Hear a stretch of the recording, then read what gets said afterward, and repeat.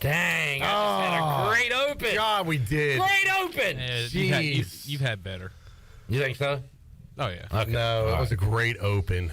That was a great open. Top 5 open all time. But at least our radio audience heard it. The radio audience heard it. This one's on me. This is not on Chandler or anyone else. It's on me. So I'm taking it. But anyway, for our friends on Facebook and YouTube, we got Jeff Charles coming up at 3:30 to talk hoops. We got Mike Mullis at 4 to talk Dana Holgerson. We got Ryan Wallen at 4:30 to talk Temple. We got Bryce Williams at 5 to talk Pirates and Thanksgiving. There's your recap. Dang. And East Carolina basketball is where it's at, Troy D. Yeah. Pirates are hot. Pirates win. They are red hot. They've won 1 in a row. But 4 out of 5. Well, in this team, if you take the votes they were receiving, I believe, 32 in the country, if you want to look at it that way? Toledo was receiving votes. 16 ECU votes. Knocked off the 32nd ranked team in the nation today. When's the last time ECU beat a ranked team like this? Probably couple years ago. Number 5, Houston. Good point. Yep. I was just seeing if you remember. We remember. We're basketball in guys. an empty Minges Coliseum. And just like today, in an empty Coliseum. If we can get these teams, these ranked teams, on an empty neutral site, It's over. Forget about it. It's over, ladies and gentlemen. Pirates are deadly in empty Coliseums against ranked teams. Against ranked teams, yeah. And the Pirates are a second half team. I've done the work, Troy. I was in the lab today. Good stuff, by the way. Went in the lab. And I've got some numbers for you. Are you ready? I am. East Carolina in the second half of games this season. Crank it up, baby. Let's go. God, that is obnoxious, God. whoever is outside right there. They have outscored opponents in the second half 238 to 173. Wow. East Carolina has outscored opponents by a combined 65 points in the second half. And your Pirates are scoring 47.6 points per second half this season. Wow. I mean, second half team. Crazy numbers. Definitely the best start the Pirates had in a basketball game this year so far. Yeah. Was today. They started the game off 5 for 5 from 3-point land, and then they ended this first half with a Toledo 13-0 run, and then it looked like it could be a opposite where ECU would slip up in the second half. Instead, they got hot in the second half like they've done all year. I mean, I remember we did our watch along today. There was like 5 straight possessions where the Pirates were finding the bucket, and not only like a 2-point, it was a 3-point shot, knocking them down. Javon Small and other Pirates. R.J. Felton was knocking down some threes down the stretch. Huge win today for the Pirates. Monster win. Looking at the numbers on the UBE stat sheet, Javon Small once again leading the way for the Pirates, playing big. He had 24 points, 7 assists to just 2 turnovers. And something yesterday that killed the Pirates in a 4-point loss. They missed 14 free throws. Can your soups. Today, very good at the line, 18 of 22. Javon Small was 9 out of 10 himself. Brandon Johnson, the walking double-double, had 14 points, 10 rebounds, 14 for R.J. Felton, 12 for Jaden Walker in the victory. So now East Carolina will play the winner of the Norse, Troy D. Which is Northern Kentucky. The Norse. I was just going to say, I was going to throw it around to see if anyone knew their nickname. Well, I said the Norse. I know, before you said that. Oh, okay. Yeah. Well, we can do UT Arlington then. UT Arlington, the Antelopes. That would be cool if they were. In fact, they should probably go to that. Now, the Anteaters? Their mascot is a horse head. Okay. The Godfathers. Really? No. Oh. That was a reference to the movie. That'd be cool. With a horse head. Mustangs. No, and it's not, their nickname is not a horse name. I heard it a while ago. But it is Wildcats. But think Texas. Steers. In fact, this is not original at all. Because where is Arlington? Is Arlington near Dallas? I believe so. The Stars? Close. Cowboys. Very close. The boys. You're all over it. The Cows. It's not the Stars. It's not the Cowboys. It's the Boy Cows. It's not the Dallas Stars. It's not the Dallas Cowboys. It's the Mavericks. Mavericks. Mavericks. Good grief. The Mavericks. Shirley is not even paying attention, and she got it. I'm over She went Mavericks. Yeah, She's always listening. Always listening. Hurry up, you morons. Oh, my gosh. Move on. It's Mavericks. Man. Yeah. So it could be the Norse, could be the Mavericks coming up at 1:30. Chandler and I will once again jump on Facebook and YouTube tomorrow afternoon. That was 'cause fun. That was fun. We'll do it for the third straight Yeah. day in a row. Just remember to hit the button back. We will hit the button. Yes. Again, I forget every time. and we aren't Sorry. watching the game because we don't have Flow Sports. We are following gate traffic. The ever popular Flow Sports. Flow. I've heard that the broadcast, as you would probably expect, is not good. Yeah. Is not good. All right, So- let's get way too hype for this basketball team. Adam says ECU now, WarrenNolan.com has them at a 136 RPI, projected 18-12 record this year. I mean, Oh, gosh. and really just a few plays away from being 5-0 right now. in the Let's season. not do this. Clip undefeated. Can you imagine a undefeated no, Pirates what? season Don't do continuing this. right here? Don't do this. This close to that I will happening. say. You want to do that with football again? You love doing that last week. You want to do that again? I mean, you say I'm off of it plays, for football. but if you think about it, it's just a few free throws Right. Correct. from yesterday. Yeah. Really, that's the difference. The margin of error between an undefeated season right now. They've also been down by 1 million to every team. They could easily be 0-5. That's our thing, Clip. We could be 0-5 right now, guys. way to be. But we're negative. not. I know we're 4-1. Good teams find a way to win. Well, they didn't yesterday, so they're not a good team. Overall, they are All right, right now. we're 4-1. Let's take that record. Let's accept that. I'm excited. I'm not about it. accepting it. I want to be 5-0. We should be 5-0, and I'm not accepting 4-1. All right, fine. I'm not watching ECU basketball the rest of the year because of that loss. That loss yesterday. yesterday took you out. I mean, this was supposed to be a dream season in the first year of Mike Schwartz, and it got ruined yesterday. I will say, even the loss has been close, so it's not like we got blown out by Nope. anybody yet. Not you know. yet. Nope. Very I mean, we were a competitive 9-point also. underdog yesterday. Only lost by 4 We were an 11.5-point dog today. and won by 11. Yeah. But you So- talked about Javon Small. Career high yesterday with 27 points. Comes back today and scores 24. Yeah. He has been the leader so far this year for the Pirates. No doubt. We'll talk about that with Jeff Charles coming up at 3:30. All right, that is Hoops here on a Tuesday. Troy, where's this football team's head at on this Tuesday? Well, after talking to the guys, I mean, I think they're ready to move on. Obviously, they want to put last Saturday behind them as quickly as possible. Temple, here. All right, here's the deal with Temple. Do you know the overall series record? How many games we played? All right. Well, I had it right in front of me. Let me flip it. Do you over. know it? I believe it's 19. Let me just confirm very All right. quickly. Here it is. Oh, boy. Jeez. Here it is. All right. It is. We have played a total of 19 times. All right. So Temple went on a run between, I guess, 14 and 19, where they beat the Pirates every time. We've won the last 2. So that would put us at 5-2. I'm going to say we dominated before that. So I'm going to say East Carolina has won either 11 or 12. I'm going to go 12 at 7 against All Temple. right. Chan, you want to take a stab? I'll go like 10-9. All right. Well, one of you has it exactly correct. And that one of you is not our sports guy. It is Chandler Hunter. Woohoo! 10 ECU is leading the series all time 10-9. The good news is the last 2 games, as you mentioned, Clip, East Carolina has won in 2020. That was the COVID year. In front of how many people, folks? In front of 100 in attendance.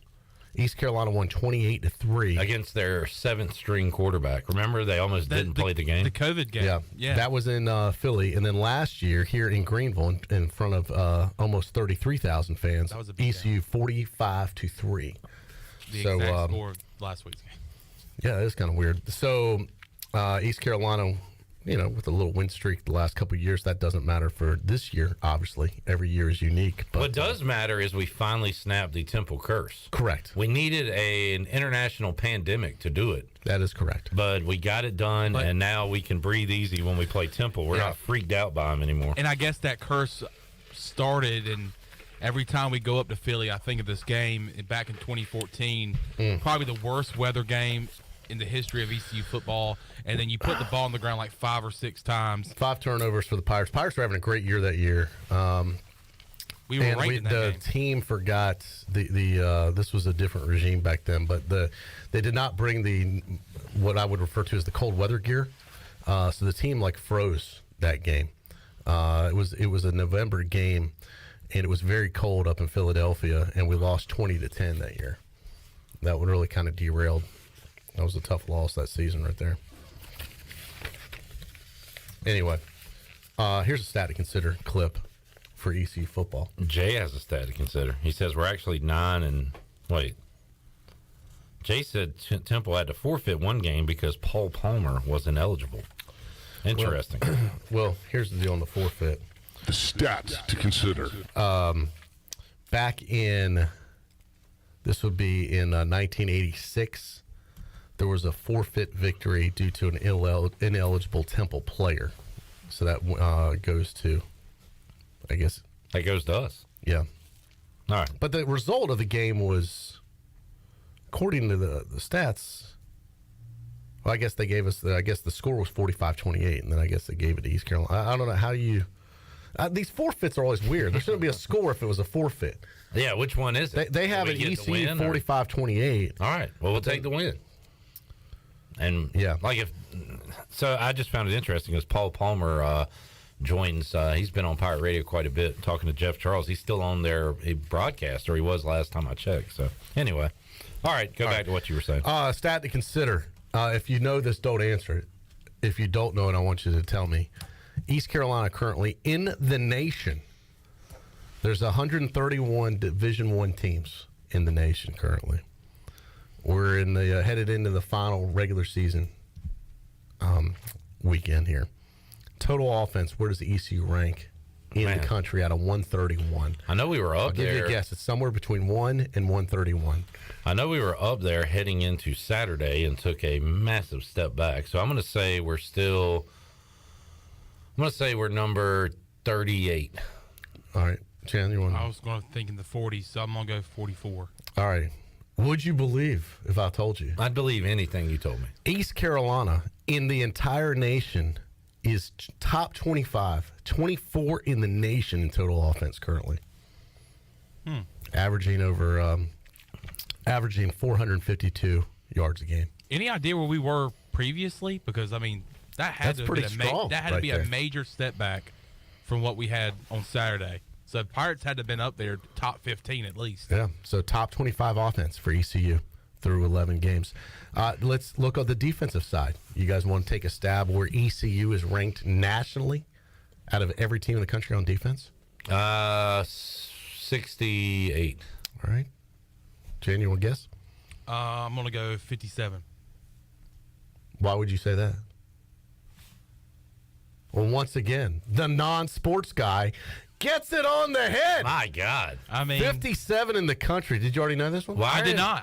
I Did you swear. cheat? No, you Googled it? Why? I didn't. I swear. Have you noticed that he's calling you a non-sports guy? I Well, mean, I'm trying to delineate between you and Clip. Well, I mean, a lot of people think I'm not a sports guy. Not a sports guy. My job is to each and every day prove that I am a sports guy.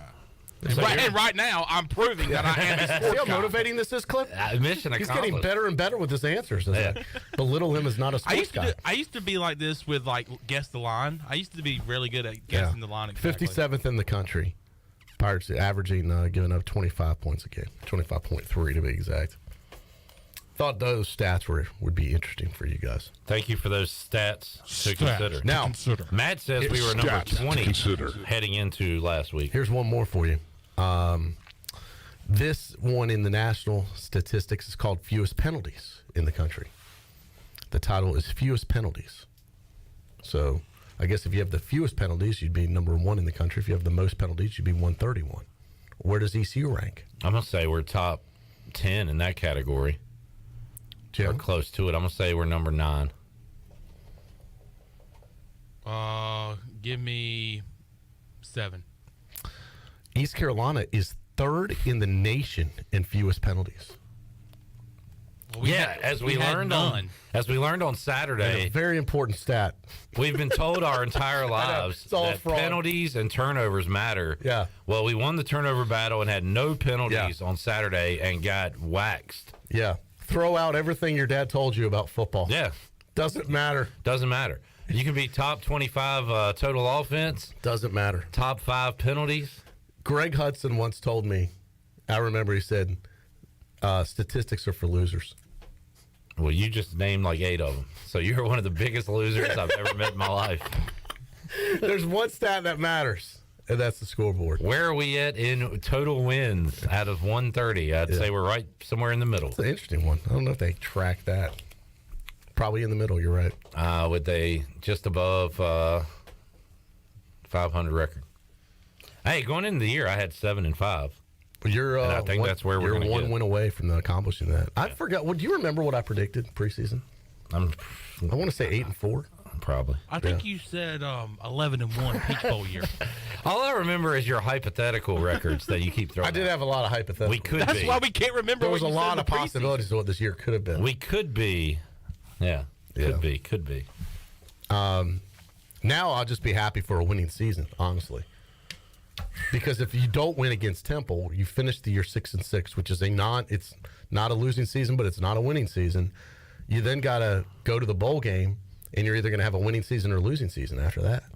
That's a lot of pressure on that bowl game. LZD says, does Keaton go to the NFL next year?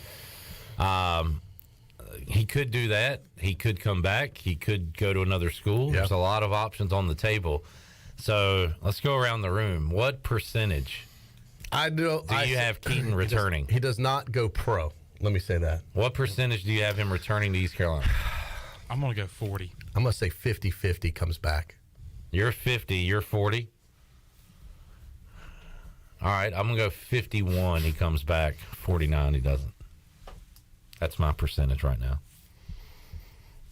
There's a lot of opportunities out there. And the problem is with the way the transfer portal rules work, you get that free pass. And there's a lot of people that probably love to have him. Yeah. So the biggest recruiting job by Mike Houston may not be this incoming class. It may be to keep a few key players returning next year. Yeah. And at the same time, he's looking at all the other schools too, seeing who's available out there. Well, he could be. I haven't said, I can't guarantee he's looking. They may be looking at him. It's fair. Or they might not. We can't guarantee. Have you talked to him lately? Like you said that he's looking, like it was a fact. No, Troy, I'm doing a sports talk radio show. Right, I'm not saying he may not be looking as well. He may be totally happy. Nobody might be looking at Keaton either. Oh, there's probably people looking at Keaton. There probably is, but you don't know that. You haven't Correct. talked to him. That's right. So why even do this? I just didn't want to make it like an assumption like he's looking to leave is what I'm saying. I don't think that's fair to him. I was talking about Mike Houston looking at other schools to see what's out there in the Oh, I portal. thought you were talking about Keaton Mitchell. No. Oh, I'm misunderstanding you then. Oh, Mike Houston. And we're all talking hypotheticals here. We don't know any of this stuff 100%. But obviously people are always talking and looking. And Well, we don't know that. I think it goes on all the time. We don't know that, though. I mean, if I know it was some other players that were courted that decided to stay. Holt Nailers, yeah, we've talked to him about it, Right. That's a fact. but we don't know about Keaton. I don't Look, know I'm his just current- playing your game. here. It's true. I'm just playing your game. Right. We don't, But you were talking about Houston looking into the portal. absolutely. Got you. Yeah. Well, that makes sense. I thought you were talking about Keaton was looking. Whatever. We don't know. We don't know anything for fact. All But he's a talented kid. He's got how many years left after this season? he's a COVID sophomore. So he's got 2 to 3, depending. He could be play his junior and senior year. Yeah. So I mean, I could see him being popular. Can't you? I can't say for 100% certain. I'm not willing to put that out there as fact. Stop trying to be like me. I'm being you, buddy. You want to be you, I want to be you. No, you want me to be you, I'm going to be you then. and you be me, and I'll be you. Oh, he's gone. I said he was. I have more. You said 51%. That he stays. Oh. You said 50. I believe in him coming back more than you do. 1% more. Yeah. Rajay more. Harris, 1%. One more. He'll be back too, but I can't guarantee it. We need to have disclaimers for everything we say from now on, so Troy's okay. Jeez Louise. All right. Good question from Matt, I believe. How many bowl-eligible teams did East Carolina face this year? So who's ready to do some research with me? NC State is a yes, correct? UCF. You keep a tab on it, Chandler. Cincinnati. We got 2 right now. Let's go. All right, Old Dominion. Let's go down the schedule and just see who, All right. ODU. I don't know what their record is. I don't either. All right, so we'll pass I'm on. checking them up Well, right I know now. it's UCF. Campbell? NC State. Hold on. Which one are we doing now? Are we going down I was going to go schedule? down the schedule in All right, order. we're gonna go so down we the don't schedule. miss a team. All right. So NC State is. Yes. All right. Old Dominion, we don't know. Well, I'm checking on them right now. They are not going to a bowl. They Okay. suck. Campbell, It's not F. right, yes. doesn't count. Navy, No, they are not. South Florida. Negatory. Ooh, Tulane. Tulane, yes. Tulane. Memphis. Ooh, they are right at it. Let me check. I want to say they got 6,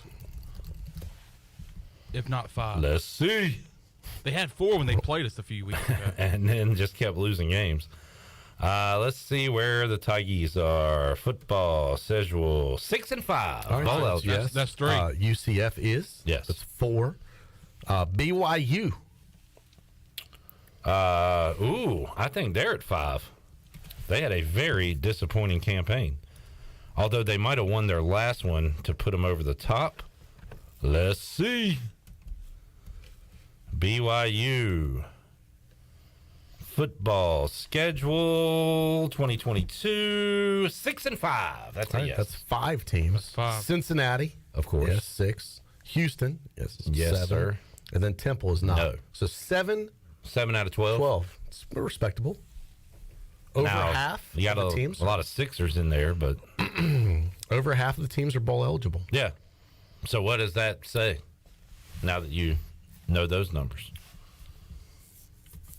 ECU played a decent schedule, I guess. Yeah, I'd say decent. Yeah, fair. That's a fair comment. All right. What do you think? 7 is a good number. Now, how did we do? Now let's run it back. How did we fare against the bowl eligible teams? NC State loss. About 1 point. Next one was Tulane, right? Loss. South Florida. 1. South Florida's not in a That's bowl right. game. They're not. Tulane lost badly. And then we had Memphis. Memphis 4 Dub. team, 4 overtime victory, barely. UCF dub. Yep, legit win. Who was next? BYU Dub. 3-point win. Yeah, Cincinnati loss. that was the field goal, Loss and loss. So Yeah. 3 and 4. Now that's not good. Not great. right? Yeah, So 3 and 4. against the bowl eligible teams. Yeah. Crunching some numbers here. Yeah, we're taking a deep dive here into the schedule statistics, A little year-end stats, if you will. A Tuesday deep dive. Yeah. John has a Thanksgiving question that we'll get to when we wrap up our numbers talk here. Anybody else got anything? I believe I like to do Houston against the Temple Owls. He is 2-1 all time against Temple. Mike Houston? Mike Houston personally. That would make sense. Once again, Temple the Owls. So who do you think will win? I'm going to take the Perks. We did this with Tony last week because Tony had a statement similar to this YouTuber. Don't they here. have some busted guarantees too, Tony? No, we have a busted one against Oh, him. okay, don't bring it up, man. Nope. He'll forget. I'm not. He's not going to forget, but we're going to owe him a ham next Yeah, we owe him a Thanksgiving. ham. Yeah, Hey, we'll get you next. We'll get you on the other side. that's right. So Troy, this is from a YouTuber that says, sounds like a Troy D. We should go 11-1. We're not going to win the first game next year, but we should win all the rest. We're playing high school teams. All right, well, let's take a look at that. I don't think they're high school teams, but They're definitely not. I do feel that the schedule will be a little more watered down than it was this year, and there are more winnable games than this year. Well, while we're running through games and things like that, let's do it real quick. Now, I okay? hope Michigan's the number 1 team in the country when we go up there. So you're pulling for them against Ohio State. You're pulling for them in the Absolutely. playoff Go blue. all the way through. 100%. Yeah, I'm with you there. All right, And Troy. I have a family tie there. Here is our non-con for next year. All right. At Michigan. Yeah, I mean, that's going to be a loss. But, I mean, could a miracle happen? Sure. It's possible, but unlikely. Marshall Thundering Herd at home. They always play tough. On the road at App State. Oh, very tough. If you're not careful, you could start the year 0-3, Cliff Rock. All right. Well, here's our high school 11-1 Right, schedule. I'm just being honest. 0-3. And you know me, I'm Mr. Optimistic. How about the Gardner-Webb Running Bulldogs? Smoke them. All right. Yeah. Here's your home conference games next year. Tulsa. Pirates are a favorite. Yeah. Well, again, who's our quarterback? Right. How old are they? Who's our starting running backs? Right. What happens? We'll be fine at running back. But just running through it right now. Tulsa at home. Okay. SMU at home. Tough. Yeah. Tulane at home. Yeah. Charlotte at home. Should be Gotta able to win beat that Charlotte. Yeah. On the road, UTSA. Yeah. We'll be a dog in that one. Yeah. You think so? Yep. Really? Yeah. Okay. At Rice. I like us at Rice. At FAU. Yes. At Navy. Always tough. Yeah, always tough. I have a 8-win season. Just quickly thinking about it. Okay. 8-4. 8-4. So you got to drop to Michigan. Mm-hmm. And then 3 others somewhere. Yeah. Well, I did it while you were doing it. All right. I guess it. Just a quick guess. It certainly loosens up a little bit because you lose UCF, Houston, those teams. But again, are we going to take a step back or a step forward as a football team? It kind of factors on what we do as well. So, and I think obviously the new quarterback will have a lot to say so in that. How he plays will determine a lot of this. That is correct. All right, we got to talk to the voice. Yeah. And we will... Quick Ask the Owner segment by John Moody. Yeah. He was asking, Troy, will we be going to Ann Arbor next year? Currently, my answer is yes. I do plan to be there. And for those that don't know, UTSA, as Jay points out, 9-2 and close to the top 25. Mentioned it before. My sister is a Michigan grad, and I plan to go with her to the game. Let's go around the horn. John says, what is the one Thanksgiving side you always pass on? I'm going anything in the cranberry family. Cranberry sauce, whatever that is, beets, all that mess. No, thank you. Chandler, Troy. No Brussels sprouts for me. I'm not a cranberry fan, and this is probably not going to be popular, but I will pass on the gravy. Don't gravy up my dish. I don't need it. If stuff's cooked right, it doesn't need extra sauce. No gravy, please. Yeah, I don't hate that. Okay. But I accept gravy, but I see what you're saying. Like, it's kind of an addition. It's not like a necessity. Yeah, and that may not be what he's really asking. I would count gravy as a Thanksgiving side. I mean, Okay. it's popular, but I can go with that. All right, enjoyed it, Troy. Good seeing you, Clipper. We'll have a happy Thanksgiving. You too. Hope everyone has a safe and happy Thanksgiving. We'll be back with you. Obviously, we'll have our live show Wednesday, best of Friday, and then be with everybody on the Bud Light pregame tailgate Saturday, 9 a.m. on the Bud Light pregame tailgate. All right, let's take a break. We'll come back. We'll visit with the voice live in Florida. Pirates, big win today against Toledo. We'll talk about it after this.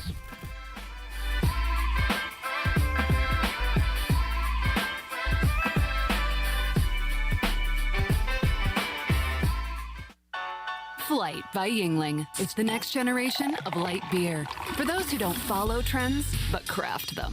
Flight by Yingling is 12 ounces of uncompromised refreshment from America's oldest brewery. With only 2.6 grams of carbs and 95 calories, this is premium refreshment 6 generations in the making.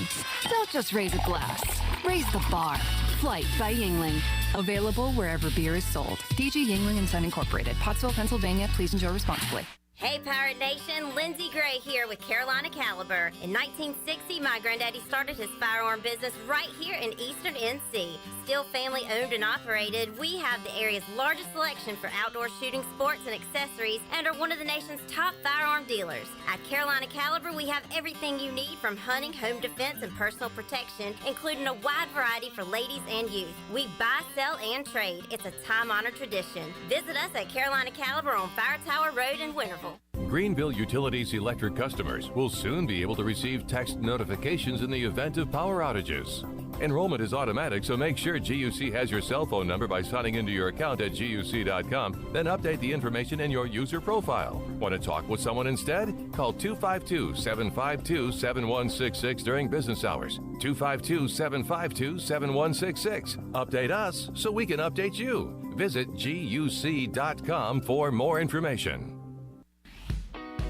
Hey Pirate Nation, Shimmer Boutique is your one-stop shop for all your tailgate essentials. This is Holt Nailers, and if you need a Yeti cooler, apparel, shoes, or accessories for the season, Shimmer has you covered. Shimmer Boutique is also the exclusive retailer in Greenville carrying the largest selection of built and broken gear for adults and youth.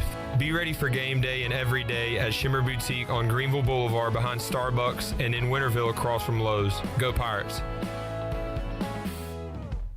U.S. Cellular has always believed that connection is the greatest gift of all. That's why we're giving everyone one line for $29.99 a month with unlimited data this holiday season. That's right, one line, unlimited data for just $29.99 a month. That's more than a great deal. That's locally grown connection from U.S. Cellular. Limited time offer, terms apply. Visit uscellular.com for details. This is Brandon Tate, owner and operator of Atlantic Wireless, an authorized agent for U.S. Cellular since 1997. Visit atlanticwireless.com to find the store near you. We go beyond the call. The Angus Grill is your premier spot for the best burgers, cheesesteaks, and brisket sandwiches around. Join us for our unmatched variety of burger combinations, from the mushroom bacon Swiss burger to the jalapeno popper burger to the original Angus classic. Pair that burger with our amazing onion rings, tots, fries, or sweet potato fries. Angus Grill, with 4 amazing locations in eastern North Carolina, including Winterville near Pitt Community College, on Jarvis Street in uptown Greenville, and on Statensburg Road near the hospital. It's the best burger around, guaranteed.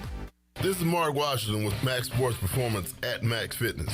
Our facility has reopened and is following all safety protocols. The best thing you can do to strengthen your immune system is, of course, to work out and exercise on a regular basis. I can assist you as your performance coach. You can also enjoy the benefits of a private facility. Avoid the crowds and work out at Max Fitness. Now is the time to get healthy. Max Fitness, just off Highway 43 in the old Ace Hardware building behind Speedway in Greenville. Call me, Mark Washington, 902-4877. Wings Over delivers. Wings Over delivers.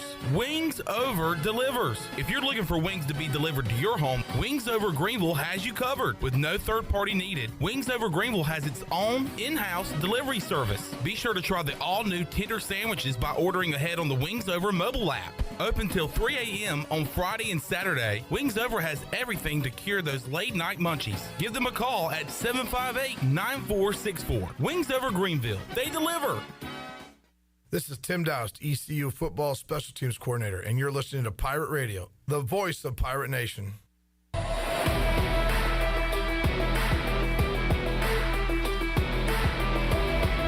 You're listening to Hour 1 of Pirate Radio Live. This hour is brought to you by University PC Care, your local tech support experts for all your personal and business needs. Visit universitypccare.com to learn more today. Now, back to the show. Welcome back. Are you in outside sales and looking for an opportunity to increase your earning potential? Well, Copy Pro has been in Eastern North Carolina for over 45 years and continues to grow each year, and they are in need of more sales professionals with a desire to potentially make a six-figure income. Do you have what it takes? Visit copypro.net today to submit your resume and to learn more. Now let's head back in to PRL. Here's Clip. Back with you, Pirate Radio Live here on a Tuesday. Time for our Flight by Yingling, the ECU report brought to you by Flight by Yingling. The next generation of light beer. Don't just raise a glass, raise the bar. Flight by Yingling, available wherever beer is sold. And we'll hear some Mike Houston comments later on in today's show. But want to talk some Pirate hoops. A huge win today against Toledo. And Jeff Charles was on the call down in Florida. He joins us on the Pit Electric Live line. We usually talk to Jeff on Wednesdays, but with ECU basketball tomorrow scheduled for 1:30, I don't know if we'd be able to get him, and definitely wanted to get him on today to recap this one. Jeff, welcome in. How you doing down there in Florida? I'm doing great, Clip, and you're right. It was a really good win for the Pirates today. They got extremely hot in that second half, started knocking down threes, and go on for an 11-point win over a very good Toledo team. So the final was 86-75, and it was one of the best performances of the year, obviously, and especially on a neutral floor. And so the guys played really well. They played really hard. The defensive pressure was there, especially in the second half. It kind of got their offense going. And I don't know what more we can say about Javon Small. He has had 2 terrific games back-to-back. He had 27 points yesterday. He had 24 points today. He just lights out. And the guys really played hard today. It was good to see them beat a quality team in Toledo that's picked to win the MAC, a team that won 26 games last year. Their coach a couple of years ago was the MAC Coach of the Year. They went to the NIT last year, won the regular season MAC championship, then got knocked out in the tournament. But they returned 4 starters from a 26-win team last year. So this is a quality win for the Pirates today. It was, and it did not necessarily follow the script of ECU games that we've seen so far this year, because the Pirates got off to a good start, finally, Jeff, and then you saw Toledo go on a massive run. Basketball is a game of runs. We've seen it in all the ECU games so far this season. So how about that, Jeff? The Pirates get off to a good start and still find themselves trailing at halftime. What was that first half like today? Well, you're right. They were down 1 point at halftime, and it was a game of streaks and runs in that first half. And you knew Toledo would come back, and they're a really good, solid veteran basketball team, and they were able to put together a run of their own. And so you knew going into the second half that this game was up for grabs. And the Pirates just really, I thought, took the fight to Toledo, especially about midway through the second half. I thought the defensive intensity was great. It really spurred their offense, got their offense going, and R.J. Felton knocked down 4 threes. You can't really count on that from game to game because R.J. is a streaky shooter, but today he was stroking it. And, you know, I'll tell you the other kid that can really shoot it on this team is DeBunjal, and he had another good game today. He had 3 threes. Now, when you leave that kid open, and he's going to have a good chance to knock down a shot, and he's also driving the ball to the basket well. So, you know, there were a bunch of heroes in this game today for ECU, but I thought, Cliff, to answer your question, it was the defensive intensity that really did a great job for them, and Coach Schwartz is really, really good with the X's and O's with the defense, and he can talk to you a lot about what they're doing defensively with what they're trying to get through to these players and build this program on that kind of tenacious defense. And, you know, when the ball's on the floor, you see 2 or 3 Pirates going forward. He's really gotten that message across that you guys are going to have to play extremely hard, and you're going to have to really sell out defensively if you're going to have a chance to win these games. Jeff Charles joining us live from Estero, Florida, as East Carolina will have one more game coming up on Wednesday down at the Gulf Coast Showcase, either against Northern Kentucky or UT Arlington. And Jeff, you mentioned that second half flurry, and Chandler and I were able to listen to some of the game with you and Coach Perry. But at that point, we were following Game Tracker and kind of talking about the game, and all we saw was Javon Small 3, Javon Small 3, Felton 3, Felton 3, Javon 3. So it was just a flurry there, and neither team was really getting stops. And as long as East Carolina had the lead, that was okay. So it really went from a defensive game to an offensive game there in the midway part of the second half.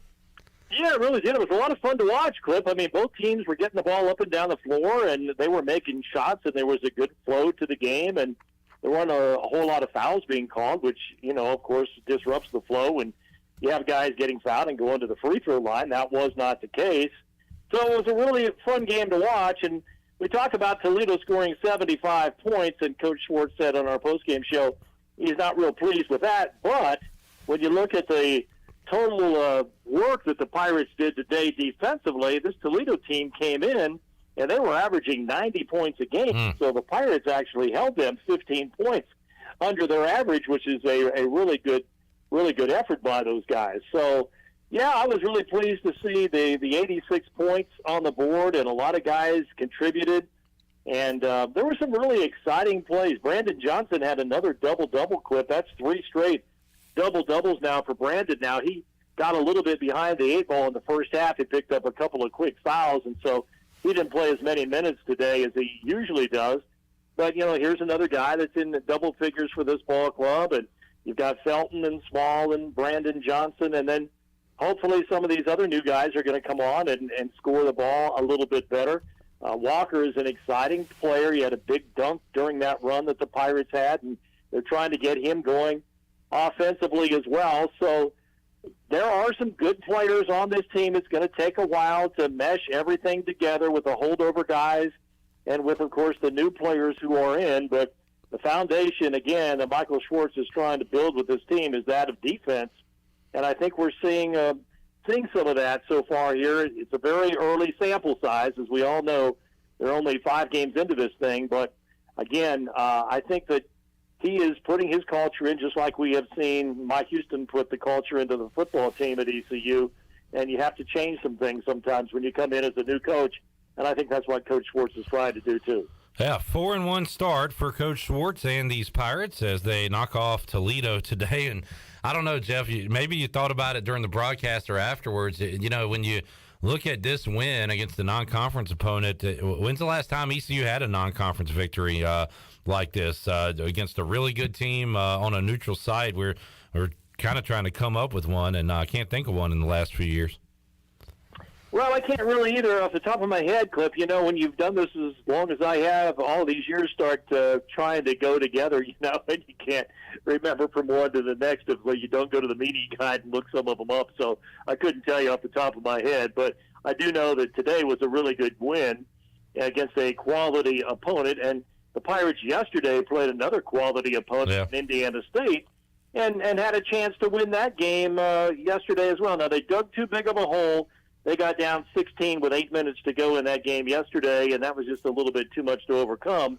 But they did make a nice comeback, and they were still within striking distance in the last couple of minutes of the game. So that was encouraging, too. But going down here in this tournament, you just knew that there were some quality teams in here, and you were wondering how the Pirates would match up. Well, they came close to beating a good Indiana State team. That team is very athletic, and they can really shoot the ball yesterday. And then today, Toledo's a very similar team to Indiana State, and they get the win. So it would be a nice tournament for the Pirates if they can win tomorrow and win 2 out of 3 down here.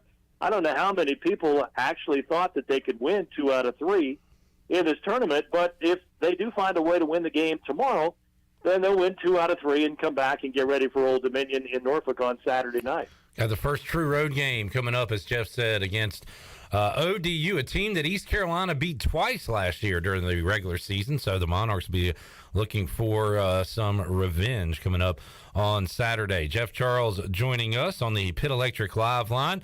Pirates a winner today. The Jeff Charles tour rolls on from Greenville to Florida up to Philadelphia this weekend for some football. And Jeff, you were able to put that Houston loss behind you quick because you had basketball to call, and I know you're ready to see this team back on the field. They're ready to get back on the field and redeem themselves a little bit from just a head-scratching Saturday against Houston. We're all expecting a better performance from the Pirates coming up against Temple. Oh, no doubt about that, Clip, and you're right. I did not see that one coming. Nobody did, including the players, the coaches, the fans. Nobody saw that Pirate football team lay an egg like they did last Saturday. And here we are a few days later, and I still can't quite figure it out. I don't think anybody can. I don't know what happened, quite frankly. And I don't think anybody else can either. We expected a game probably in the 30s and a shootout, and I really expected East Carolina to win the game last Saturday in a close game and, like a 38-35 kind of game is what I was expecting. And I thought East Carolina playing at home, playing so well, having a really good year, would be good enough at home to get by Houston and win the game. Well, obviously that did not happen, and East Carolina had just a very poor performance. And when you get beat 42-3, enough said, you got hammered into the dirt pretty good on both offense and defense. So, yeah, the guys need to bounce back. Last year, and we talked about it on the postgame show Saturday on the network, last year this football team was 7-5, and now they've got to go to Temple and win this Saturday to equal what the team did last year with a 7-5 record. I think there's a lot of motivation for that, a lot of motivation to have a winning season and back-to-back winning seasons. And we talk about it oftentimes, Clip, and you know this, and ECU fans know this. When you go to Philadelphia and you play Temple, there's virtually nobody in the stadium, and it's late November, and you have Thanksgiving weekend, and you have Temple having a bad year, and the weather is supposed to be pretty decent, actually, for Philadelphia in the end of November, but there won't be many people there in a 70,000-seat stadium. And so you really have to kick yourself in the fanny to get going motivationally because the crowd's not going to do anything for you. So this is kind of a gut check game, I think, for the Pirates coming off that devastating loss, and they're going to have to see if they can put it together one more time. And if they can, 7-5 is going to be another winning season, and then you have a little bit of momentum heading into the bowl game. And with a victory, you might be able to get a little bit better of a bowl game than if you lose up there and go 6-6. So there's a lot to play for, and of course these seniors want to go out with a winning season, back-to-back winning seasons. They can all puff their chest out about that in future years and say, hey, we were part of what really transpired, the change with East Carolina football. And our last couple of years, we had winning seasons with the Pirates. So there's a lot to play for, and I just hope that they come out and have a better effort than they did last week. Jeff Charles joining us. We'll hook up with Jeff. We usually talk to him around an hour and a half before kickoff on game day, so we'll talk to him coming up around 11:30-ish on Saturday live from the link as East Carolina will take on Temple. And I saw Igo tweeted out a moment ago, East Carolina basketball will indeed be playing UT Arlington coming up 1:30 on Wednesday. So there's the next opponent, Jeff, and maybe you can get some intel from Riley Davis. He was an assistant there with the Mavericks the last few seasons, so we have a little bit of intel on our opponent tomorrow from an ECU coach. Yeah, that's a really good point, Cliff. I tell you what, this tournament has been topsy-turvy. I did not expect UT Arlington to win the game today against Northern Kentucky. Northern Kentucky beat Cincinnati That's right. by 13 points last week. Yeah. And so they're pretty good. We actually stayed and we watched the first half of the Northern Kentucky game with UTM, just getting back to the hotel now. And it was very close. It was 30-30 at halftime. But I thought, well, Northern Kentucky's maybe a little bit better, and they'll put them away in the second half. But obviously they didn't do it, so it's UTA. I don't know if East Carolina's ever played UTA or not. I have to go back in the record books and look at that. But I know in previous places I have been, I've seen UT Arlington play. And now that they won the game, I'll tell you a little bit of a note on them from yesteryear. I remember, Cliff, when I was at University of Illinois and they played UTA in a November game, kind of a warm-up type of game, and they had a coach, and you can look this up, they had a coach named Snake LeGrand. Bobby Snake LeGrand was the head basketball coach at UT Arlington, and he was quite a character. He wore a cowboy hat, he wore cowboy boots, and so that's what I remember about the Mavericks. I am looking him up now, and wow, what a look right there, Jeff. You're right. Google that up, folks. Got an afro to go with it all. So that's some good stuff. I remember doing a pregame show interview with him back in the day. He was quite a colorful character, and they got a kick out of him. And I think Illinois beat him by 30 points or something in Champaign. But that's my recollection with UT Arlington. All right. And I was impressed with them, Cliff, when I saw them. They've got two big guys who are not just tall, but I mean, these guys are heavy. I mean, you know, not fat, but they are big, strong. Like, I haven't looked them up that much yet. I'm doing my homework here now on them. But, you know, they're like 6'7", 6'8", and, you know, like 250, 260. So they've got a couple of bruisers inside. They had a couple of shooters that were knocking down threes in that first half. So everybody today, Cliff, has players. And you look even at the teams that East Carolina played at home. Mercer had good players. Presbyterian has good players. Hampton had good players. I mean, a number of those guys on all three of those teams could play for East Carolina and Division I teams. So you've got to be ready to go every time you step out on the floor because basketball today, all of these teams have good players. Looking forward to it tomorrow, Jeff. See, the Pirates can win 2 in a row on a neutral site, which, man, hasn't been done a lot over the years in ECU basketball. Once again, an impressive victory today for the guys, 86-75. Javon Small, once again, the high man with 24 points for the Pirates. Jeff, you and Coach Perry enjoy your final day there in Florida, and we'll talk to you on Saturday. Talk some football with you here on Pirate Radio. Yeah, very busy these days, Cliff, trying to get ready. I'm sitting here now getting ready to do my preparation for the football game. Running out of time already here on Saturday with Thanksgiving and with us leaving on Friday and travel day tomorrow after the game. So got to do some cramming in here tonight and be ready to go for Saturday. And before we wrap it up, everybody wants to know, what is Jeff Charles's favorite side dish on Thanksgiving? I just go the traditional route. I'm hoping my wife has a little pumpkin pie, and we'll have our turkey, and we'll have family over, and just kind of the same old on Thanksgiving dinner. All right, there you go. Jeff Charles, little pumpkin pie will suit him well. Jeff, thanks for joining us. Have a great call tomorrow. Hey. All right, Clip. Thank you so much for calling. All right, there is the voice, Jeff Charles. Happy to be hooking up with him today after a Pirate victory on the hardwood. ECU knocking off Toledo. Just saw Dave Portnoy from Barstool Sports said, since I declared Toledo my national champions, they have lost by 20 as a 20-point favorite and lost by 11 as an 11-point favorite.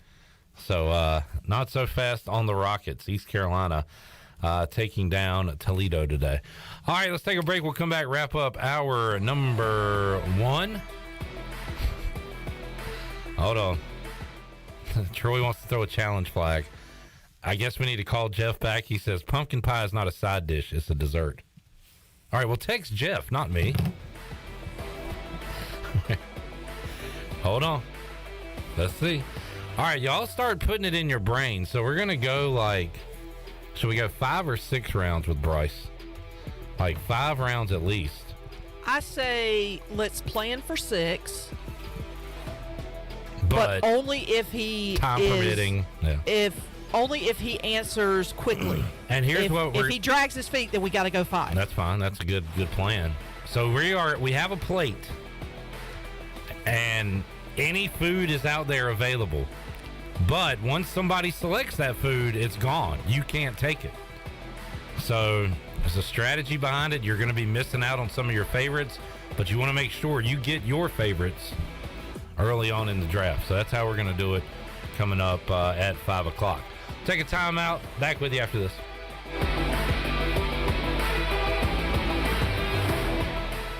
Christie's Europub is the perfect place to relax, grab a bite, and enjoy a drink. Located in the heart of Greenville and just a few blocks from ECU's campus, Christie's offers lunch, dinner, and late night with live music every Sunday. Come and have brunch Monday through Friday from 11 to 3 or Saturday and Sunday from 11 to 4. Scratch cooking takes time, so relax and enjoy a pint at Christie's Europub today. For the latest information, check them out on Facebook, Twitter, and Instagram, or visit them online at christieseuropub.com. Love is finding the internet of your dreams from MetroNet. Get ready for fast, reliable, 100% fiber speeds with unlimited data so you can stream, study, surf, and game on all your devices simultaneously. No lag times or buffering. MetroNet offers student deals. Get 100 megabit internet for just $39.95 a month.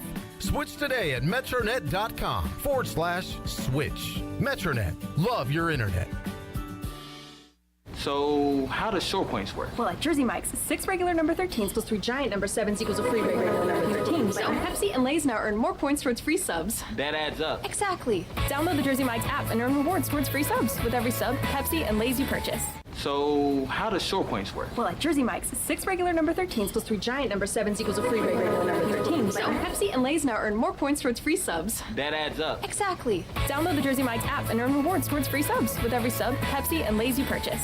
Hey Pirate fans, this is Coach Mike Schwartz. The physicians at Orthopedics East and Sports Medicine Center have been caring for our athletes at ECU for more than 35 years. Whether it's treatment for your sports injury or it's time for that joint replacement, Orthopedics East provides the latest in operative and non-operative orthopedic care, physical therapy, and diagnostic testing. They also provide urgent orthopedic care on the weekends. For experienced and professional services, call the folks at Orthopedics East at 757-2663 or visit them online at orthoeast.com. Go Pirates! All anniversaries are special, but because it's Bostic Sugg Furniture's 85th anniversary extravaganza, we packed a lot into our big extravaganza with not 1, not 2, but 3 ways to save. Extra 10% off, plus 1937 local delivery, plus 6 months special financing on all in-stock and custom orders. Change your mattress, change your life, and get 48 months special financing during the big 85th anniversary extravaganza. On now at Bostic Sugg Furniture. This is John Gavigan with the Gavigan Agency. Our top priority is doing what is best for our members. Whether you are buying a new vehicle, a new home, protecting your family with life insurance, or filing a claim, our agency will be there every step of the way. Our goal is to become a trusted advisor for you and your family for all of your personal and commercial insurance needs. Give us a call in Greenville at 756-1400 for a car, home, business, or life insurance quote today, and give us the opportunity to show you the benefits of doing business with someone who cares.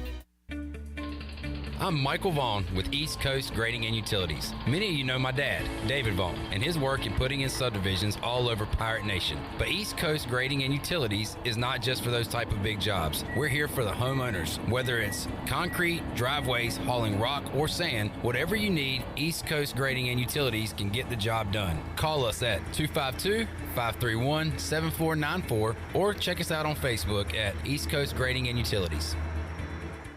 Take a hit from a 300-pound linebacker, and you better be wearing pads. Take a hit on the road, and you better have good auto coverage. When you've got North Carolina Farm Bureau Auto Insurance, you've got the best local agents ready to help you bounce back. If you don't, well, you'll probably play football without a helmet, too. In Pitt County, call Brandon Manning or Randy Daniels at 252-756-3007. North Carolina Farm Bureau Mutual Insurance Company. Farm Bureau Insurance of North Carolina Incorporated. Southern Farm Bureau Life Insurance Company, Jackson, Mississippi. An independent licensee of the Blue Cross and Blue Shield Association. Hi, this is Phil Steele of Phil Steele's College Football Preview Magazine, and you're listening to Pirate Radio, the voice of Pirate Nation.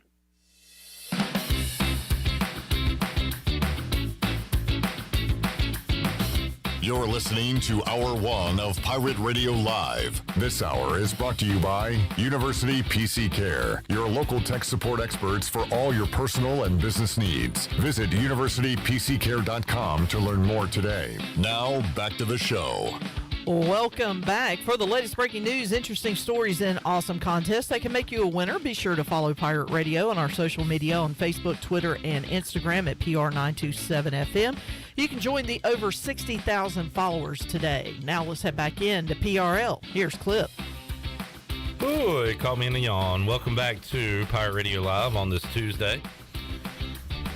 Man, well, you go a lot of days where there's nothing happening in the world of sports as far as live games from the time we come in to the time we leave. Usually those games are played on the, evenings, in the evenings. Of course. Now is not one of those times. It is feast week in basketball, and the World Cup is going on. And as we speak, France is celebrating Shirley Rhodes, a 4-1 win. They just wrapped up, against Australia.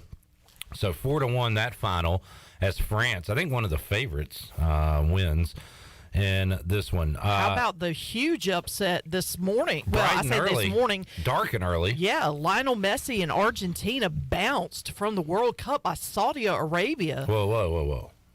Not bounced, no, excuse me. Not yet. Lost. But they are behind the 8 ball. Yes. We'll say that. Yes. After, the last thing you want to do is lose early in the group stage. Yeah, and again, I don't know a ton about soccer, but I'm going to say that's a pretty massive upset, right? They are calling it one of the biggest upsets in the world of soccer in terms of the entire history of soccer.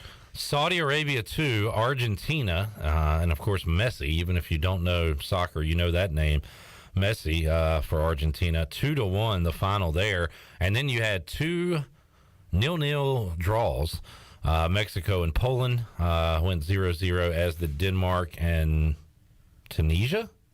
Tunisia. T-U-N. Yeah, Tunisia. Yeah. All right.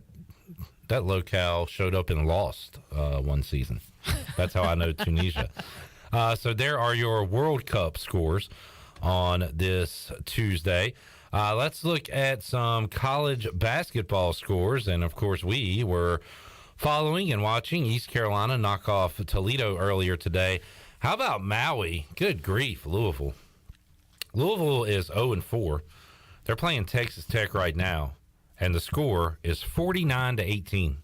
The Red Raiders all over Louisville right now going on in Maui. Let's see, other games going on right now. Anything of note? Winthrop has a 34-30 lead over Southern Miss and the Cancun Challenge. That will be a fun one to be in. So Winthrop, a 4-point lead at the half. Earlier today, Western Kentucky beat Illinois State. Let's see, anything to note? So UT Arlington beat Northern Kentucky 60-56. That means they'll play East Carolina coming up on Wednesday at 1:30. San Francisco beat Wichita State in the Hall of Fame Classic. The Dons are 6-0 as they knock off the Shockers 67-63. It was LSU 73-58 over Akron. Games coming up later tonight. Auburn and Bradley play in the Cancun Challenge at 6 o'clock. Notre Dame and Bowling Green is later tonight. Temple and Richmond. That'll be a good one coming up on ESPN2 at 7 o'clock. Also, later on tonight, Creighton and Arkansas, 2 top 10 teams, will play in Maui coming up at 8 o'clock tonight on ESPN. And there's got to be another Maui game. Let's see, Syracuse St. John's is later tonight. San Diego State and Arizona in Maui at 10:30. So great day and night of college basketball to follow on the Buccaneer Music Hall scoreboard presented by Da Buck. Da Buck. Are we done with the midweek Maction now that we're in the final week? Let me check. And no, we're not done. A couple of games tonight. Ball State, Miami of Ohio, and Bowling Green and Ohio going on tonight. Rivalry week for college football. Friday games, it's nice to not have ECU playing on a Friday after Thanksgiving this year, playing a Saturday game instead. Tulane Cincinnati will play Friday coming up at noon on ABC. East Carolina was in that time slot last year, right? When they played Cincinnati. Yeah, and it's going to be nice that when I'm done with my Black Friday shopping, I can catch a little football. Yeah, and we get an extra day off this year. Oof. I know you gave the score just a minute ago, but I have it on the Texas Tech Louisville game, and I just looked at the score. Yeah, rough. Oof. Big time rough. Also, NC State, North Carolina play on ABC 3:30 on Friday. Florida State is on ABC Friday night. Thursday night, Thanksgiving night, Egg Bowl, Mississippi State at Ole Miss. I'm sorry, go ahead. Nope, I was about to wrap up the scores. Do you have another one? No, I just wanted to remind you, we've got a triple header of NFL games on Thanksgiving Day. And so if you're out and about and you can't be near a television, you can tune in to the 3 NFL games today, on Thursday. We got the Bills and Lions, Giants, Cowboys, Patriots, Vikings. All 3 of those games you can hear right here on Pirate Radio. So, and then, of course, our traditional triple header on Sunday. So you've got, for Thanksgiving, you've got 3 games. So, really, NFL, college basketball. Bryce, hang on. Oh. Go ahead, Charlie. No, go ahead. No, I got Bryce here. I was going to give him a heads up on what we're going to do. Okay, go ahead. But, Bryce, we're on the air right now. I didn't want to catch you off guard with something, so. Okay. Did you get my text? So I think if we were approaching test, there's me. Chandler going to do a draft at 5 o'clock. Didn't want to. Sounds good. All right. So was that English? That was Bryce reading my text. Just so we're clear, we're going to do a draft, and once you draft a food, for example, and I'll say spaghetti, which is not a Thanksgiving dish, but let's say I draft spaghetti, it's off the board for everybody else. They can't pick it. So there is some strategy here. You know what I'm saying? Oh, gosh. I already got off the wall stuff. Shit. All right. But anyway, we're going to do that at 5 when you come in, okay? Sounds good. All right, buddy. Thanks. See y'all. See ya. All right. You know what happens when we catch them off guard, right? I just want that one part where he was reading your text. Because Charlie Chandler. 5 o'clock. Yeah. Because honestly, I did not understand. I heard something. Sounds good. All right. Just so everybody knows, we've cleared it with Bryce. He's good to go for later on in today's show. All right. All those scores and games, Buccaneer Music Hall scoreboard. Thanks for their support. We'll take a break, come back. Mike Mullis joins us in the Pirate Radio studios when we return after this.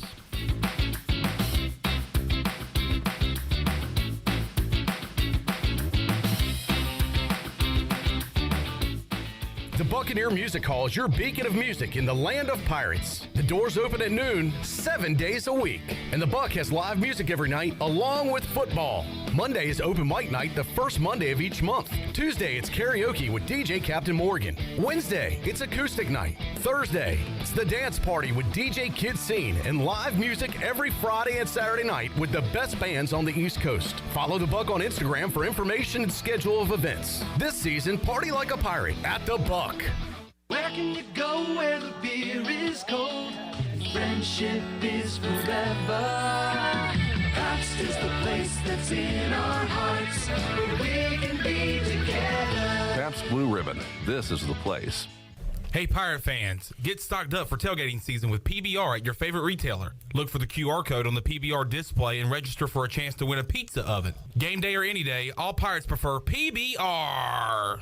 Hi, this is Jeff Charles for my friends at Ed Watkins Marine. I've known Ed personally for years, covering his winning performances on the football field and on NASCAR's pit road. Now Ed is winning on the water, and you get to win too. You win with awesome prices on boats from Ed Watkins Marine, and of course, great service after the sale. If you're looking for a new boat, contact Ed Watkins Marine today. They will deliver anywhere. Find them online at edwatkinsmarine.com and tell them the voice sent you. The Rick House is Eastern North Carolina's premier American-style restaurant and bourbon bar with daily specials. And here's the lineup. Mondays feature $7 margaritas and half-price appetizers. Tuesday is stuffed seafood night. Wednesday is date night. Thursday is roasted smoked lamb chop night. Fridays is prime rib night. And Saturday is Italian night and is also Fred and Wilma night with our 36-ounce bone-in tomahawk steak just like the Flintstones. And on Sunday, it's our legendary brunch from 10 to 2. The Rick House, American Provisions and Spirits, 710 Red Banks Road beside the bowling alley in Greenville. Temperatures are in the low 30s at 10 a.m., increasing sharply to 75 degrees by 1 p.m., and then dropping into the teens by 10 p.m. So before you go to work, put on some gloves, pack some shorts, and a parka. That should cover you for the day. Your heating and cooling take a beating. Guarantee your system is ready when you need it. Call Delcor. Buy a new train system and make no payments until 2023. It's hard to stop a train. With inflation and high gas prices, you don't need another payment. So buy this month and make no payments until 2023. Delcor, the service professionals.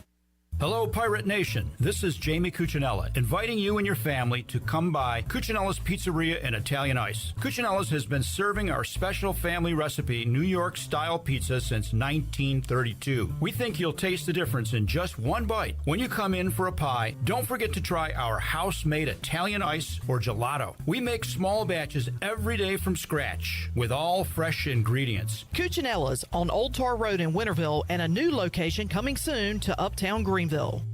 Are you looking for a home loan? Look no further than Amy Goss at Guild Mortgage. Since 1960, Guild Mortgage has partnered with industry professionals to close loans on time and help millions of Americans realize their dreams. Call Amy Goss at Guild Mortgage in Jacksonville, 910-389-4602. Amy Goss is licensed in Florida, Georgia, Maine, North Carolina, South Carolina, and Virginia. Guild Mortgage Company, Equal Housing Opportunity, NMLS 3274. NMLSconsumeraccess.org/for licensing information. Please visit guildmortgage.com/licensing. Guild Mortgage is not affiliated with Pirate Radio. It's bow time.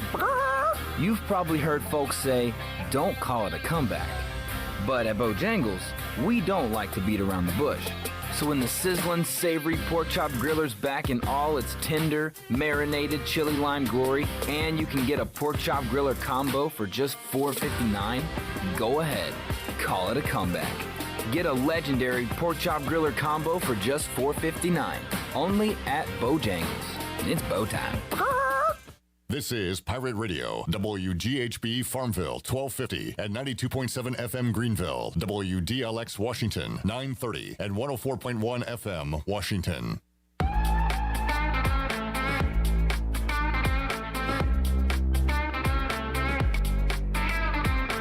You're listening to Hour 2 of Pirate Radio Live. This hour of PRL is brought to you by First Bank. Together with our customers, we're creating a world where individuals and communities thrive. Visit the First Bank location on Arlington Boulevard in Greenville for all your personal and business banking needs. Now, back to the show. Welcome back. From sales to service, Greenville Auto World has all of your vehicle needs covered. You can shop all of their inventory now at greenvilleautoworld.net. If you're also looking for someone to service your vehicle, Greenville Auto World has a full service and repair facility. They do brakes, oil changes, tires, inspections, and they can repair any kind of vehicle. Greenville Auto World across from Speedway and at Bells Fork and online at greenvilleautoworld.net. Thanks to Tim Sutton and Jim Rogers for their sponsorship of the program. Now let's head back back into PRL. Here's Clip. Hey, Shirley, where's your sidekick? He had to run out and pick up a check, so he's going to be back shortly. He does it all. Hey, can we cut this on? Yeah, okay. You haven't been introduced yet. I thought it might be his birthday. Oh, it's pretty good. I liked it. Yeah.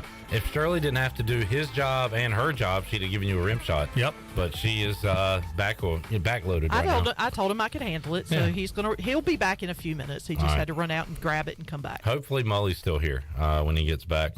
Let's introduce Mike Mullis to the show. Hello, Mully man. Hey, buddy. Doing all right? Yeah. Whoa, Shirley, you doing all right? Yeah, I just can't get the the button keeps getting stuck over here. So All right. That's why I'm talking about the camera. It was kind of moving quite a bit, but we're good now. Oh, sorry. No, we're good. We're good. Quick look at the chat. Conan said, "Holy Toledo! Pirates knocking off the Rockets today. Well done." We've got the guy that likes to change names and spam the YouTube chat. He's there. Randolph's in. Hey, Randolph. Always enjoy seeing you. Give us a prediction for Temple. Matt, referring to when Jeff Charles said he's getting his Temple football prep ready here on a Tuesday. Matt said ESPN guys prepare for Pirate football games 15 minutes before the game. So there's that. Could be. Mm-hmm. Todd said that Bryce sounded like a Charlie Brown character when we just talked to him on the phone. Wah, wah, wah, wah. Steve, with a reference to our guy yesterday who said we should talk to more players than Holt Nailers because there's 74 other players on the roster. Steve says, can y'all stop talking about Thanksgiving? There are 74 other holidays in the year, and all you do is talk about Thanksgiving. It's a good point, Steve. Yep. We are kind of suppressing the other holidays out there. All right, Mully, what's up? Not a whole lot. Big dunk there from Texas Tech. He was up. Texas Tech is up by quite a bit on Louisville. It is a rough go for the Cardinals. 56-20 on the Buccaneer Music Hall scoreboard, presented by Da Buck, out there in the Maui Invitational. Pirates winners earlier today, Mully. That was the first thing you said when you walked in. Yeah, it's a good win. I kept up with it online. Obviously, couldn't really bear down and watch it, but big win. Away from Minji's, pretty good opponent. Yeah. Like, those don't happen every day for East Carolina. It is funny, your diagnosis of the game, when I asked, was they hit their free throws and shot threes pretty well. And so I will tell you, after taking two young men out to the court on Sunday, being my two sons, we tried to have a free throw shooting competition.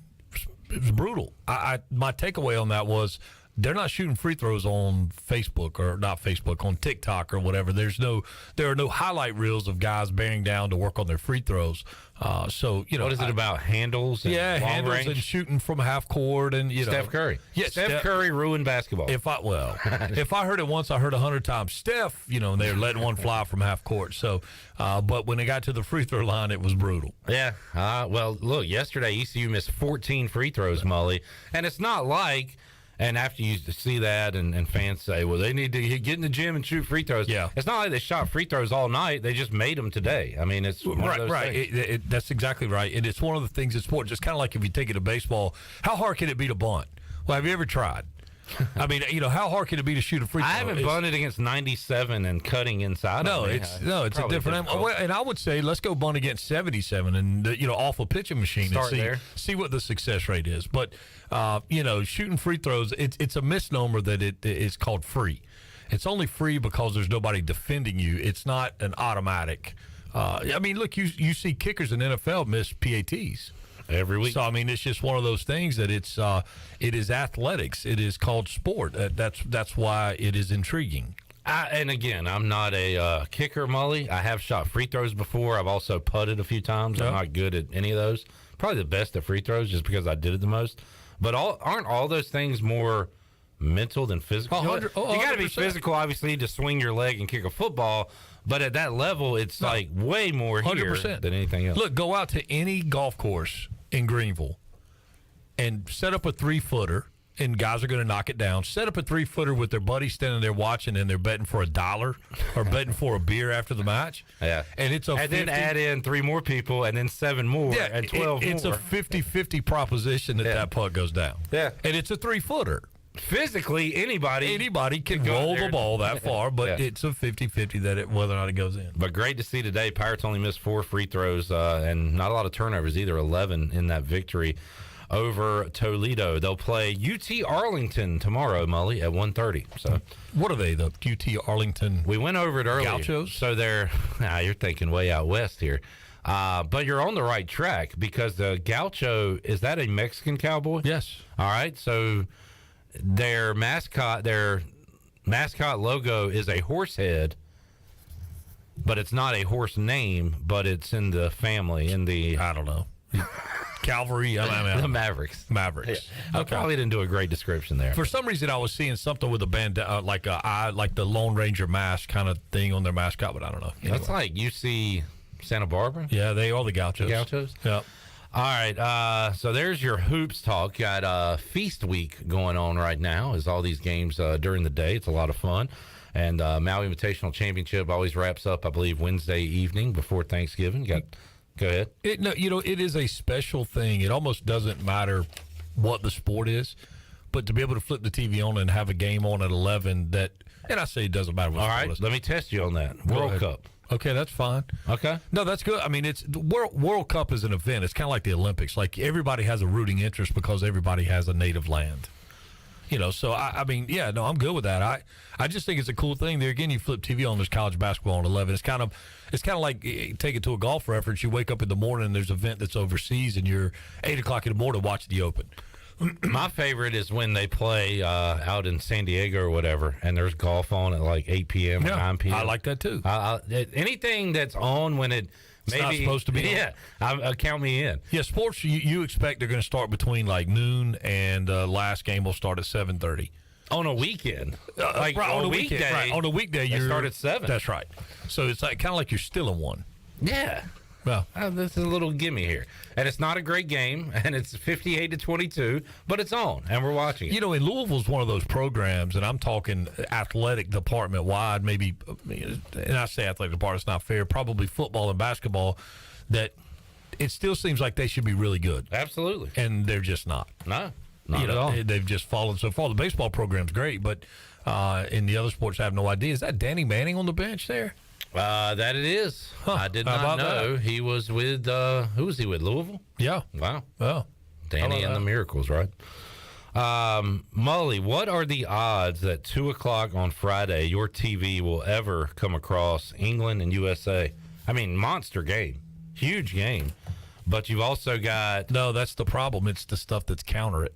You've got Cincinnati, Tulane. You've got football on. You've got, whatever else you're doing on Friday. I probably would flip back and forth, just out of curiosity. That's kind of a good sports bar day where you can have good conversation. You got several games going on that you're not overly engaged in, but you have the option to look up and check the score. You got a tiebreaker? Yeah, maybe.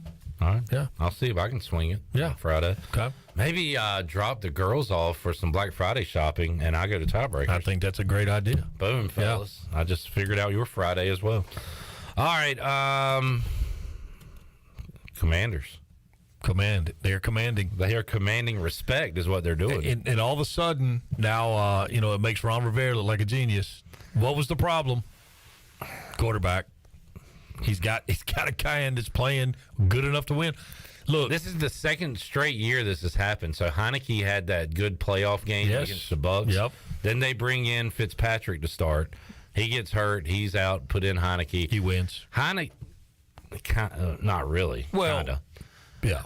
They say Heineke, he's good. He's our guy, but he's not going to take us anywhere. We got to bring in Carson Wentz. He gets hurt. Heineke's back in, starting to win a few. I don't know. Tell me the difference in Heineke and Kirk Cousins. Like Kirk is a way better passer. At 1 o'clock, that's the big knock on him, right? Like he can't play, but at 1 o'clock. Yeah. But I mean, if you put, you know what? Heineke maybe is a better. I'll tell you what. If you've got them both, start Kirk Cousins in the 1 o'clock games. 4:25, 8 p.m. games. Start Heineke. Pitch the matchup. Heineke likes the bright lights. Pitch the matchup. That's right. Cousins did falter with the rest of his team on that prime time-ish game of the week game. Yep. But no, Heineke, man, he underthrows a lot. But Mully, can you coach Moxie? Do you even know what Moxie is? It's not tangible, but he has it. You remember Moxie? I guess the first introduction to that was Varsity Blues, right? They had their that was their their slogan was Moxie. Well, their quarterback was Moxon. Moxon, yeah, that's right. That's right. Yeah. So, man. The dude gets it done. I mean, they talk about Garoppolo being, all he does is win. Well, Heineke, it's kind of what he does. All he does is win. It may not be the prettiest in the world. Now, I do know that you guys have a rough stretch coming up, right? Not next game. Not real. This stretch coming up, you got Atlanta at home and 2 versus the Giants. I mean, it's right there for you. What do we even know about the Giants? They're not very good. Okay. I'd rather have Heineke than Daniel Jones. I'd rather have Saquon Barkley than a lot of our guys. But, I mean, those are going to be dogfights, all of them. Yeah, but we'll know more about both teams coming out, them and the Giants, man. And I think we'll know, the Giants this weekend have a little test. The Giants will get smoked on Thursday, probably. The Cowboys, man, Cowboys are kind of on-off, too. I mean, who knows who shows up? Dak Prescott throws 2 or 3 more picks, and it's a different deal. That's the great thing, right? I mean, the Cowboys lose to Green Bay, who can't get out of their own way. Right, that's right. And then they come out and put the biggest beatdown of the year on the best or second best team in NFL, yeah. Or in NFC, yeah. Or NFL, arguably. That's the way it goes. It is. All right. Mully, college football. Did you see the TCU fire drill they ran at the end of the game? I did. I don't know. That was not great coaching, in my opinion, what they did there. I know it worked. I mean, it worked out. The difference in good coaching and bad coaching is the final score. So, and the execution of the play. And the fact that they had clearly rehearsed that. I mean, that was how you draw it up. I mean, they got on and off the field. But usually you don't. You kind of back into that situation rather than set it up. Right. So, yeah. But it worked, and good for them. Michigan, and I didn't have them on any kind of high alert, but Illinois led late in the fourth. Put a scare in them. Yeah, when I saw that and I heard the guys on game day talking about that game, I thought, you know what, this will be the one. I just watch Michigan and I just wait on them to fail. I just wait on them to step on themselves. I mean, it just seems to be too obvious. And I'm kind of, the Harbaugh thing has kind of gotten old for me. Like he's back down on a lot of his antics, but some of the stuff was, come on, man. And he was so visible early with no success or very little success, and now they're where they are. And I hadn't watched them enough to bear down and think, okay, I really like them or not. I just always look at their scores going, they had to lose this week. They kind of play bully ball. I don't know if they'll be able to do that against Ohio State. And talk about revenge factor. Michigan beat them down last year in the Big House. This year it'll be in Columbus, so that's coming up Saturday at noon. Well, and obviously one of those teams doesn't make it to the playoff, most likely losing that game. So, I mean, there's a lot on the line. How about eggs laid Tennessee and South Carolina Saturday night? That was shocking. Was that an egg later? Did South Carolina Spencer Rattler look like the guy that he was supposed to be? I mean, he, now what was funny to me is then they get the shot of him on the sideline and he's counting the touchdowns. It's like, man, come on. You're not doing that when you're throwing picks or fumbling the ball or when you play like crap. But now, it's kind of a front runner thing. But I bring this up all the time. They played exceptionally well. I'm sure I've brought it up with you. The QB1 on Netflix. I've seen it a million times. Did you see the Rattler one? Yeah. What Rattler? Rattler was the most talented quarterback on there, and I said it at the time. I still say it. I don't want to pass a judgment on a high school kid. Like, it's kind of creepy to look into his life anyway. Like, we're getting that behind the scenes. But he was a jerk. He was, not a good person. Had time to grow as a human and be a good person, sure. But you still kind of see that stuff from time to time. Well, how about Tate Martell that was on there with him? They went to Miami and then went to UNLV. Yeah. And I think he went to UNLV, tried to play wide out, and then if I remember correctly, got kicked off the team because of drug charges or something. And the other guy, I think they had Sam Hartman. I believe. I think the guy from the kid from California, black kid from California, really good quarterback. I think he went to Louisville. Speaking of Louisville, Malik Cunningham. Was it Malik Cunningham? It very well may have been. I don't know. May have been. I remember Sam Hartman being on there and being like, again, these are kids at the time. And but Sam Hartman seems like a good dude. He was on the first one. Okay. And so and then the second one was Tate Martell. I think it was Malik Cunningham and Spencer Rattler. Yeah. But So, Rattler just, I don't know. I thought he was going to be amazing just because of how good of an arm and everything you have, but there's other things you got to do. Clearly, I think Lincoln Riley thought he was going to be amazing. I mean, he was the number one player in that class, and they get him in Oklahoma, and clearly that just implodes. I mean, it was ugly watching him fail at Oklahoma. Yeah, I mean, it was bad, it was painful, but apparently Beamer Balls brought it out of him, and he was as good as anybody in the country last weekend. Yeah. It was awesome. All right, this week, rivalry week, mentioned Michigan and Ohio State. I don't know, other games of importance. Tulane-Cincinnati be, I guess, interesting. That will be, let's see, when it comes to the standings, where do we sit? I'm in with Tulane-Cincinnati, I'm in the who cares because it doesn't affect us anymore. Yeah. I mean, I really couldn't care any less. All right. I mean, we'll move on. But, I mean, you get what I'm saying? You want to talk about your favorite coach, Dana Holgorsen? How about him? He's our daddy. He like Pedro said. I know that, and I'd heard you say it on the air that you were really hoping for a chance to have a little fun with him. Sure. And I know that hurt. He shut me up. No, he did. They played good. And this is how I feel. To the victor go the spoils. We had a guy call in that was all butthurt because their film crew, I guess, is doing some kind of documentary or something, and he was complaining about their film crew filming the fans leaving, and they were like up in the stands filming our fans leave. Well, don't leave. We'll win the game. Like, they can do whatever they want at that point. Yeah, I don't have a problem with it. If we had fans in the stands and the game was good, they wouldn't have been able to go in the stands because there would have been no room. They'd have stayed on the sideline. Right. So do something about it. Yeah, there are certain things that we choose to, as a fan base, period, regardless of who your fandom is for. There are things that we choose to blame that just absolutely are ridiculous. But that's why the name is Fanatic, fan short for Fanatics. And we had calls about their players being classless. I have no doubt that's true because their head coach is Dana Holgorsen, and they're going to embody their head coach.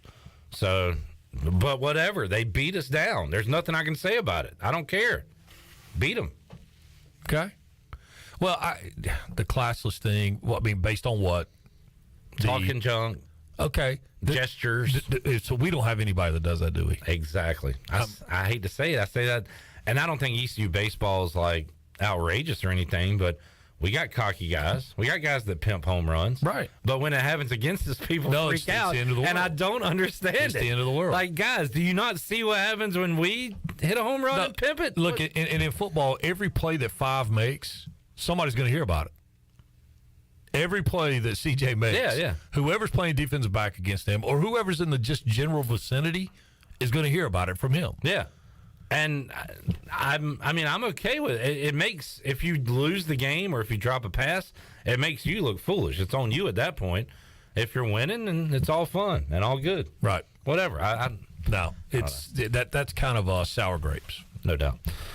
A lot of sour grapes going around when you lose 42-3, Mully. That was a terrible. Yeah, I've thought about that a lot. Like, it's hard to even. I mean, obviously, looking at the film will be a different point of view, but just from watching the game, it's hard to really explain that one. We try to come up with reasons, and the players did admit that there was some lack of focus stuff going on last week, and eyes weren't on the correct things, solely on Houston, things like that. Tough to hear, but it is true. I don't like to say this team gave up or this team didn't have heart or whatever, because I don't know if that's true or not. But, I mean, sometimes you can eyeball it, I guess. But I'm going to tell you the biggest insult you could give to a competitor is that you gave up. Yeah.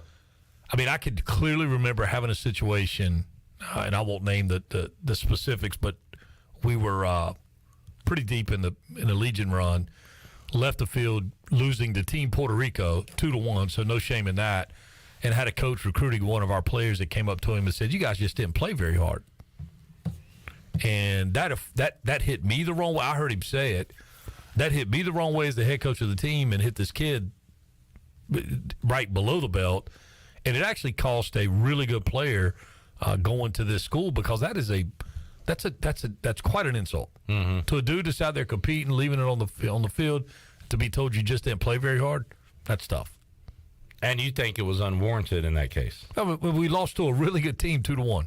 Right. So it had nothing to do with effort. No, and we were short. I mean, we were short-staffed because we had guys had to leave, go to college, whatever. Yeah.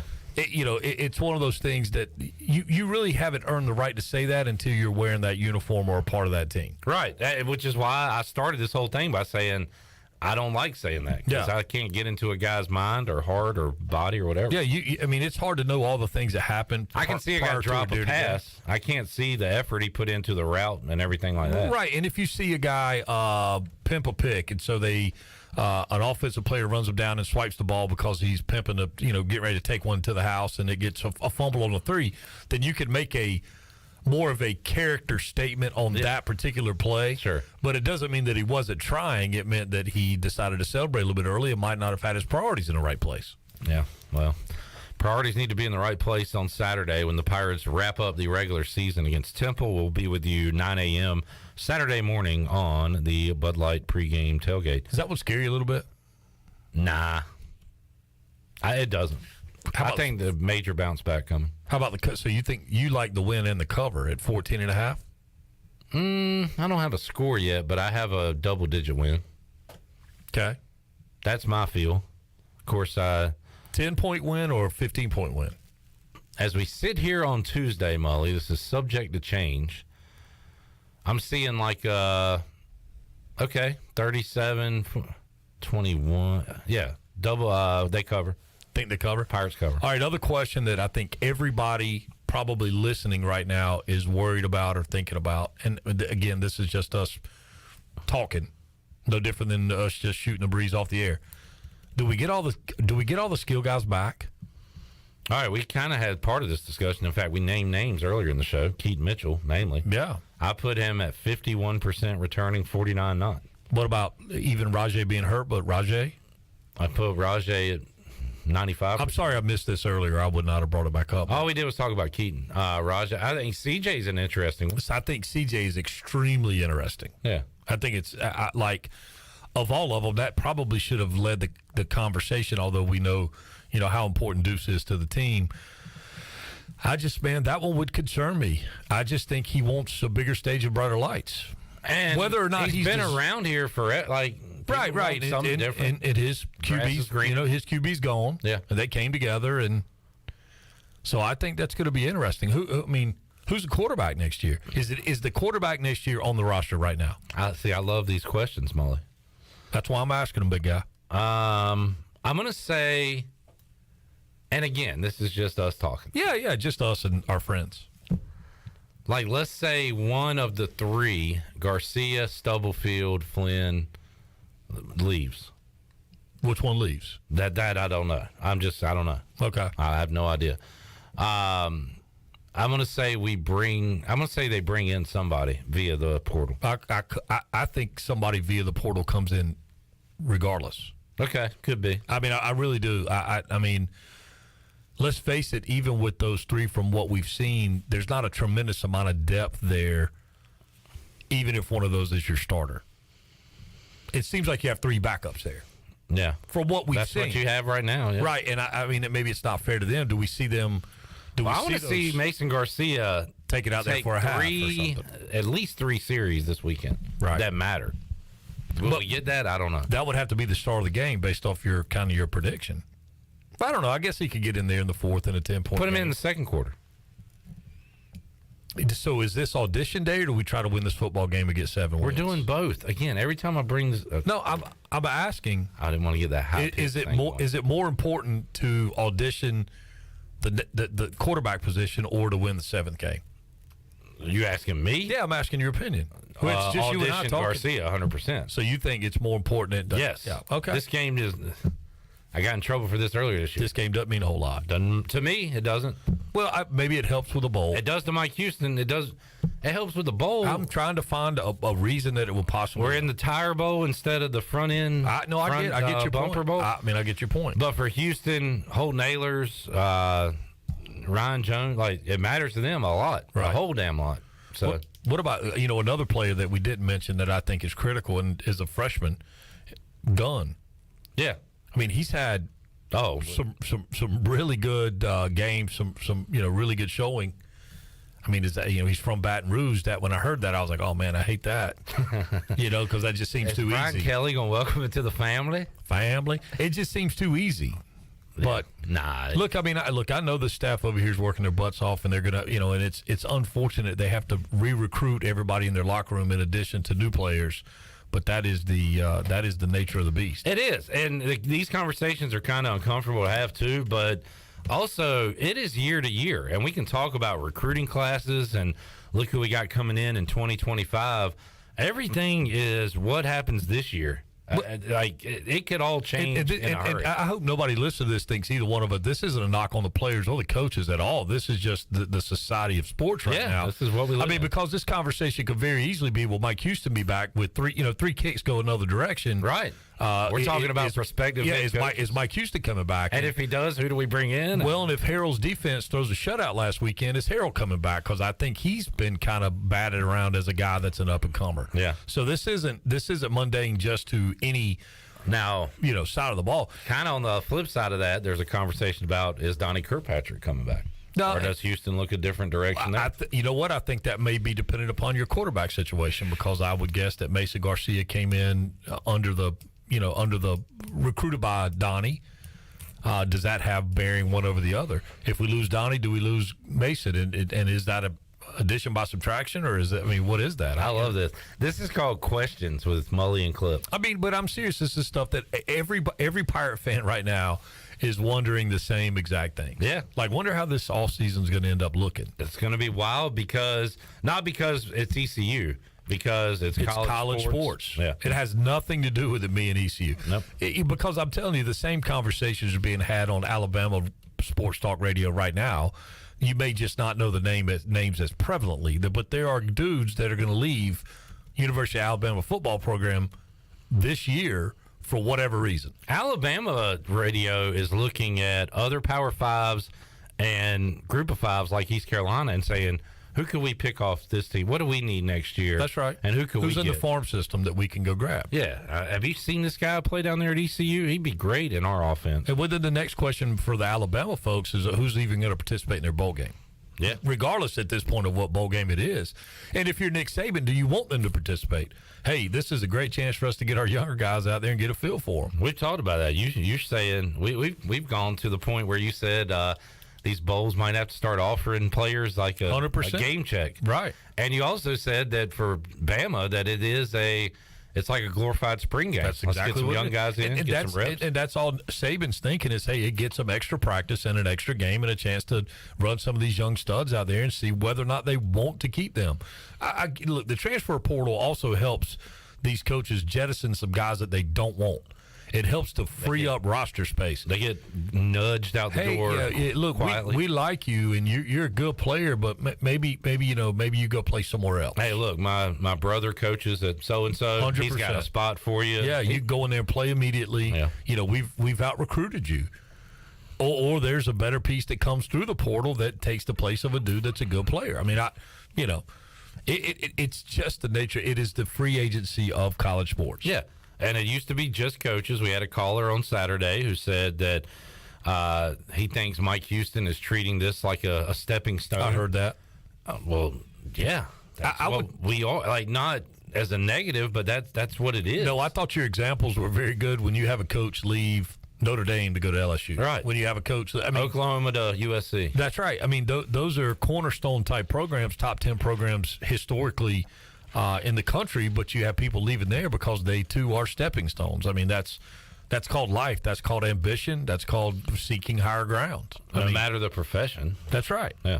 So I don't know. Get a lot of people like me that are just going to be at Pirate Radio forever. Well, but that's by choice. I mean, who knows? I haven't. Yeah. Well, you went from you've had some elevation. Yeah. It's like one of those ladders. It's not that tall ladder, but one of those shorter. I wouldn't even know. I'd go step stool. You don't even. I think it's a step stool. There's not.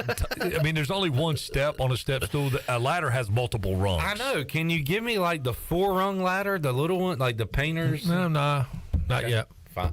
I'll get there one day, Mully. You will. I'm climbing. You will. You just keep winning the day, and see what happens. Coffee bean. Are you? What's your favorite Thanksgiving side dish? I knew you were going to ask this. I'm trying to remember what I went with last year. I don't want to double it up, but I'm going to go. I'm going to go mac and cheese. Wow, that's a popular answer amongst the players. I'm going to go mac and cheese. What's like special about the mac and cheese you'll be eating on Thursday? Anything? My wife makes it. So you can taste that heart and soul. There's love in it. Love. No, she is not at all stingy. Matter of fact, we started stockpiling bag cheese, like cheese. I'm serious, because we're like sausage balls, heavy cheese. We're macaroni and cheese, heavy cheese. We're homemade pizzas, heavy cheese. We're a cheese. She do a lasagna. We're a big lasagna maker. Yeah, fantastic. Makes her own pasta. It's fantastic. Yeah.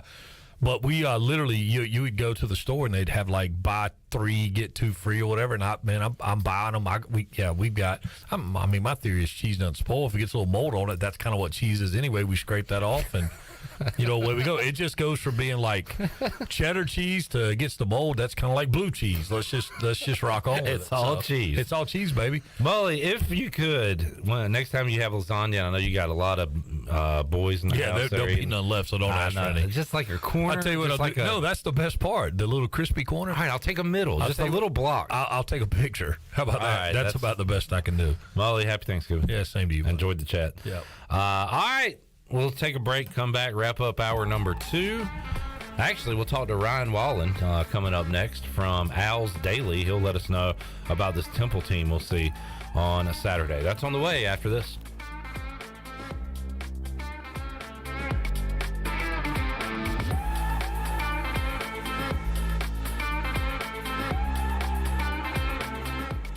Jeff Stein from Brown & Wood, our special guest today. Jeff, how can you help people buy a new vehicle before the end of the year? Well, Jonathan, we're seeing an increase in inventory arriving at the dealership. Cadillac, we have XT5, Buick, Encore and Envision, Mazda, the all-new CX-50 is here, and GMC, we have some light-duty 1500 trucks arrive. Jeff, what about incentives and your location? Incentives we have as low as 3.9 APR, location 329 Southwest Greenville Boulevard. Brown & Wood, 4 brands, 3 generations, 2 rooftops, and 1 goal, to make sure you leave a happy customer.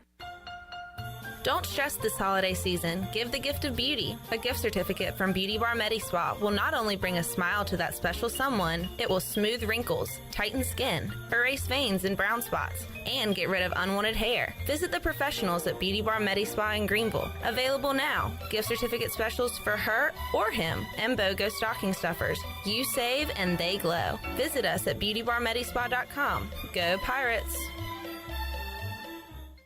Greenville Utilities electric customers will soon be able to receive text notifications in the event of power outages.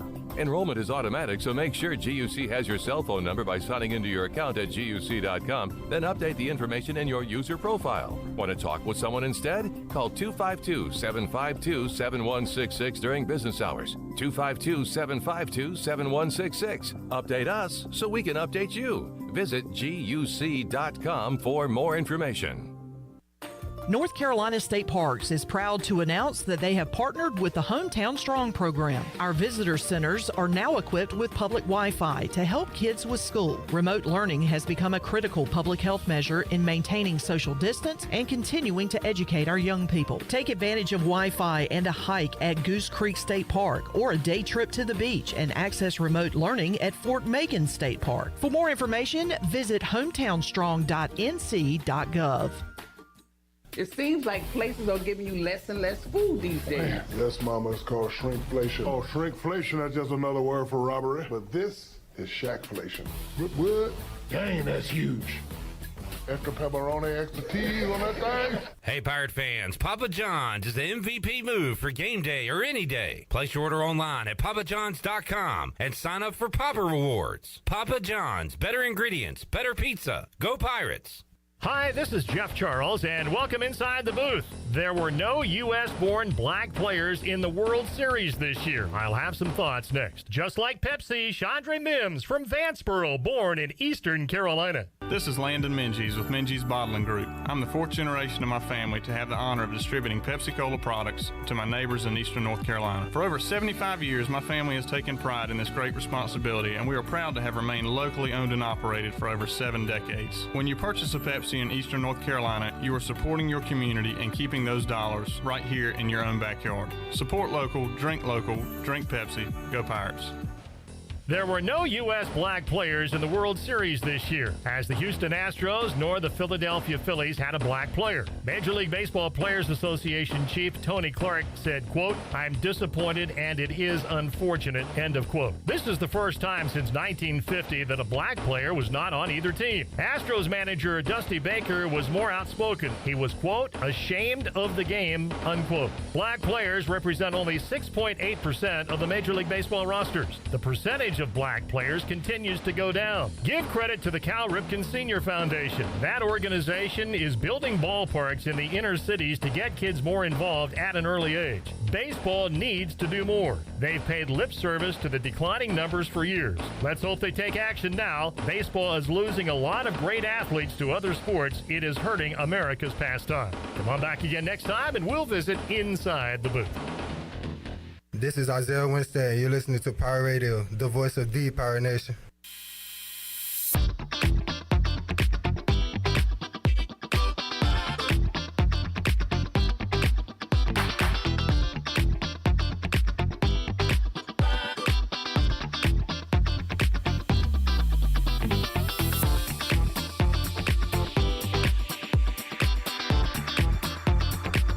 You're listening to Hour 2 of Pirate Radio Live. This hour of PRL is brought to you by First Bank. Together with our customers, we're creating a world where individuals and communities thrive. Visit the First Bank location on Arlington Boulevard in Greenville for all your personal and business banking needs.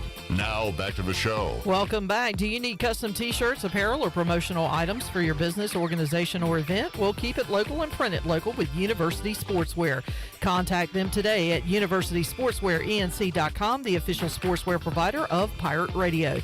Now let's head back into PRL. Here's Clip. All right, Mully out, Chandler in. I'm just thinking about it. I don't think I've ever seen Mully and Chandler at the same place at the same time.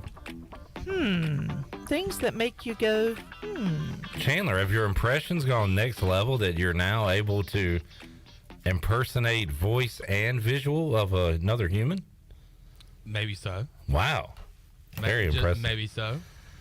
So what's fake? Do you have fake hair or do you put on a bald cap? Ball cap. Oh, okay. So the hair is real. It's simple, yeah. All right. More on that later, perhaps. Let's head out to the Pit Electric Live line. Joining us, Ryan Wallen from Owls Daily. We'll get to know the opponent coming up this weekend as East Carolina takes on Temple. Ryan, thanks for your time. Welcome back to Pirate Radio. How you doing today? I'm doing well, Cliff. How are you? Doing great. And crossover season for everyone, including yourself. So you're covering hoops last night and got football coming up this Saturday. We'll talk a little Temple basketball before we get out of here on this Tuesday. But Ryan, we'll start with Temple football and kind of we talked to several ECU players yesterday, heard from Mike Houston today. I guess one of the themes here for Temple is 3 wins, not the season they wanted, but playing better here at the end of the year. First-year coach kind of working out some things. So as far as where this team is trending, would you say it is at least an upward trajectory right now heading into the end of the year? Yeah, of course. I think right now this is what you wanted to see from Temple this year, ideally, was improvement. And that was because the program was left in such bad state from the last administration that was there. And you had a lot of holes to fill. You had a lot of plug-and-play guys that needed to come in from other schools and make an impact. You have a true freshman quarterback who ended up taking over the starting job and has played pretty well in E.J. Warner, especially over the course of the last month or so.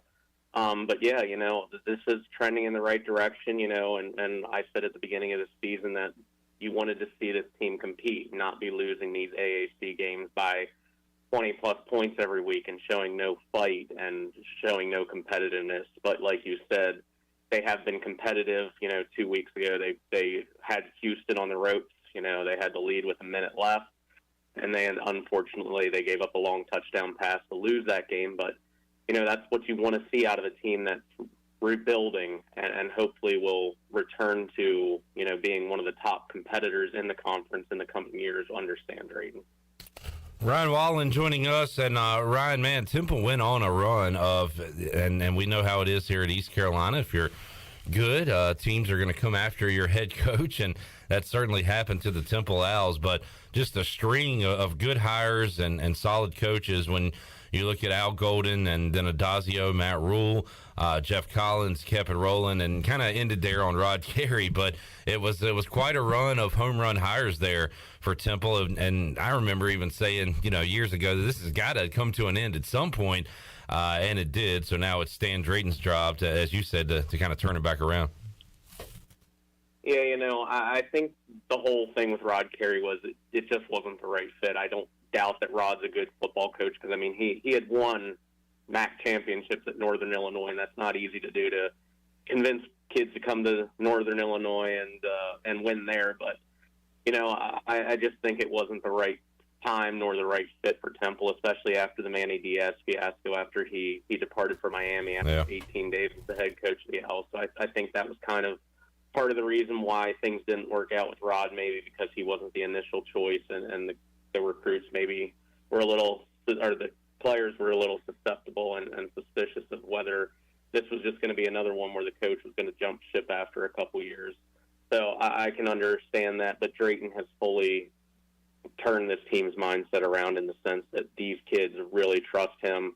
They believe for him, and he has preached that since day one. He said that was one of the first things he wanted to establish was trust and relationship with the players and, make them a football family, not just, a player coach. Ryan, tell us about E.J. Warner, and you got that last name there. You're going to have the spotlight on you. So how about Kurt's kid and how he's looked this season? Yeah, I think early on has looked solid, from the get-go. He's had some growing pains. There's some times where he's still trying to do a little too much and make plays rather than, maybe doing the wise decision and throwing the ball out of bounds. But, when you can throw for over 2,500 passing yards as a true freshman and lead the nation in passing as a true freshman right now, I think that speaks a lot to your football pedigree. He's shown moments of being an extremely accurate passer, just like his father was. He needs to still develop in the sense of developing his body, getting some arm strength going and developed. But, he has the mechanics there. He has the awareness in the pocket. He has that pocket presence that you want in a quarterback, and he looks like he could just be that solid quarterback for Temple and that next possible great quarterback for the Owls. He's already broken P.J. Walker's freshman single-game passing record, single-season passing record for a true freshman. So, when you put your name up there with P.J. Walker, who obviously now is with the Carolina Panthers and playing on Sundays and is arguably one of Temple's greatest quarterbacks of all time, that says a lot right there.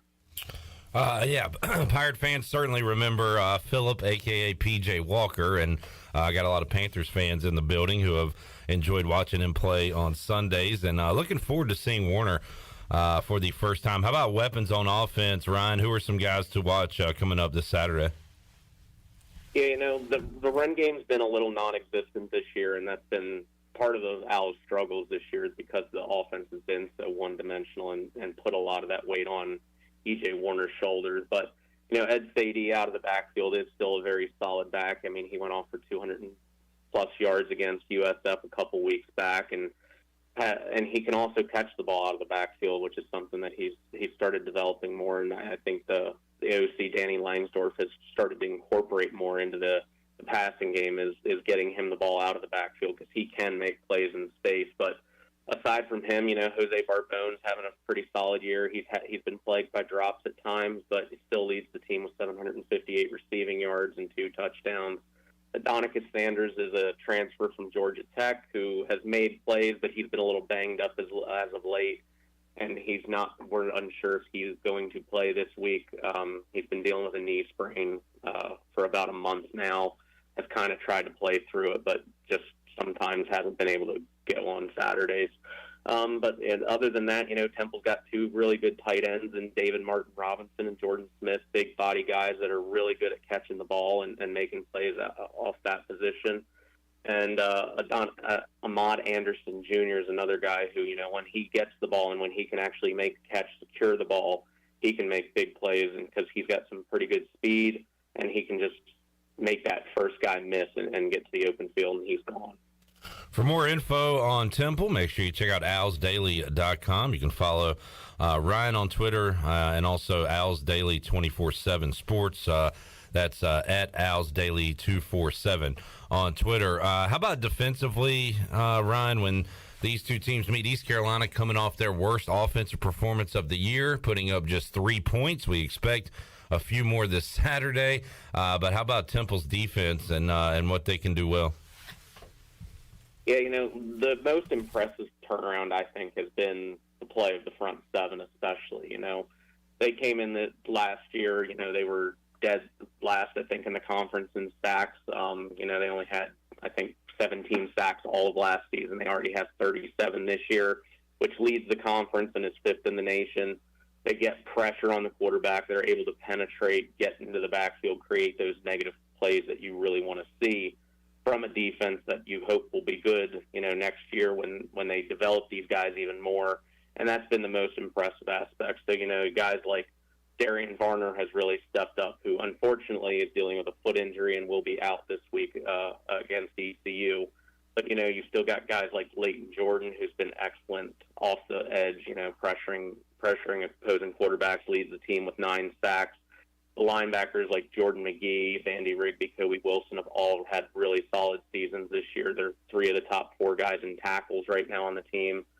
And just the line as a whole, I mentioned already Varner, but you have guys like Jerquavian Mahone, Zach Gill, all been really good at stopping the run. Demeric Morris, Jalen Satchel, their stats might not show it, but they've done a really good job at, stuffing holes and being a team that's been able to manage opposing teams' run game opposed to last year when teams could just gash them for the run, and they didn't really have to worry about teams passing on them last year. But the pass defense has been pretty solid as well. 2 very young guys in Jalen McMurray and Dominic Hill manning the corner spots right now. Susceptible at times because of, I think, their youth and inexperience, but still showing promise and potential for the upcoming seasons. Ryan, I no longer shudder when I see Temple on the schedule taking on East Carolina. For years, the Owls dominated the Pirates. The Pirates were finally able to reverse that curse in 2020 and knock them off last year as well. So East Carolina's won a couple in a row of the series that Temple dominated for half a decade. So should be a good one coming up this Saturday. Let's get a little Temple hoops talk in before we let you go today. Just following you on Twitter last night, Ryan, I saw that Temple could have won a big game against St. John's, but Red Storm go on a run at the end. So how about Aaron McKee's team here early in the year? It looks like they've been kind of schizophrenic, right, where they've won some big games and also lost a head scratcher or two. Yeah, that's been the biggest thing right now. I think they've just not been as consistent as you would have liked them to be, especially in year 4 under McKee. This was the year that supposedly you were going to go to the NCAA tournament, and McKee was going to, turn Temple back into being the program that it once was, and this was going to be the year that, everything was going to be all hunky-dory. But, it's still early on. It still very much could be that. But, that opening loss to Wagner was a head-scratcher after you blow a double-digit lead in the final 8 minutes of that game and end up losing in overtime to them.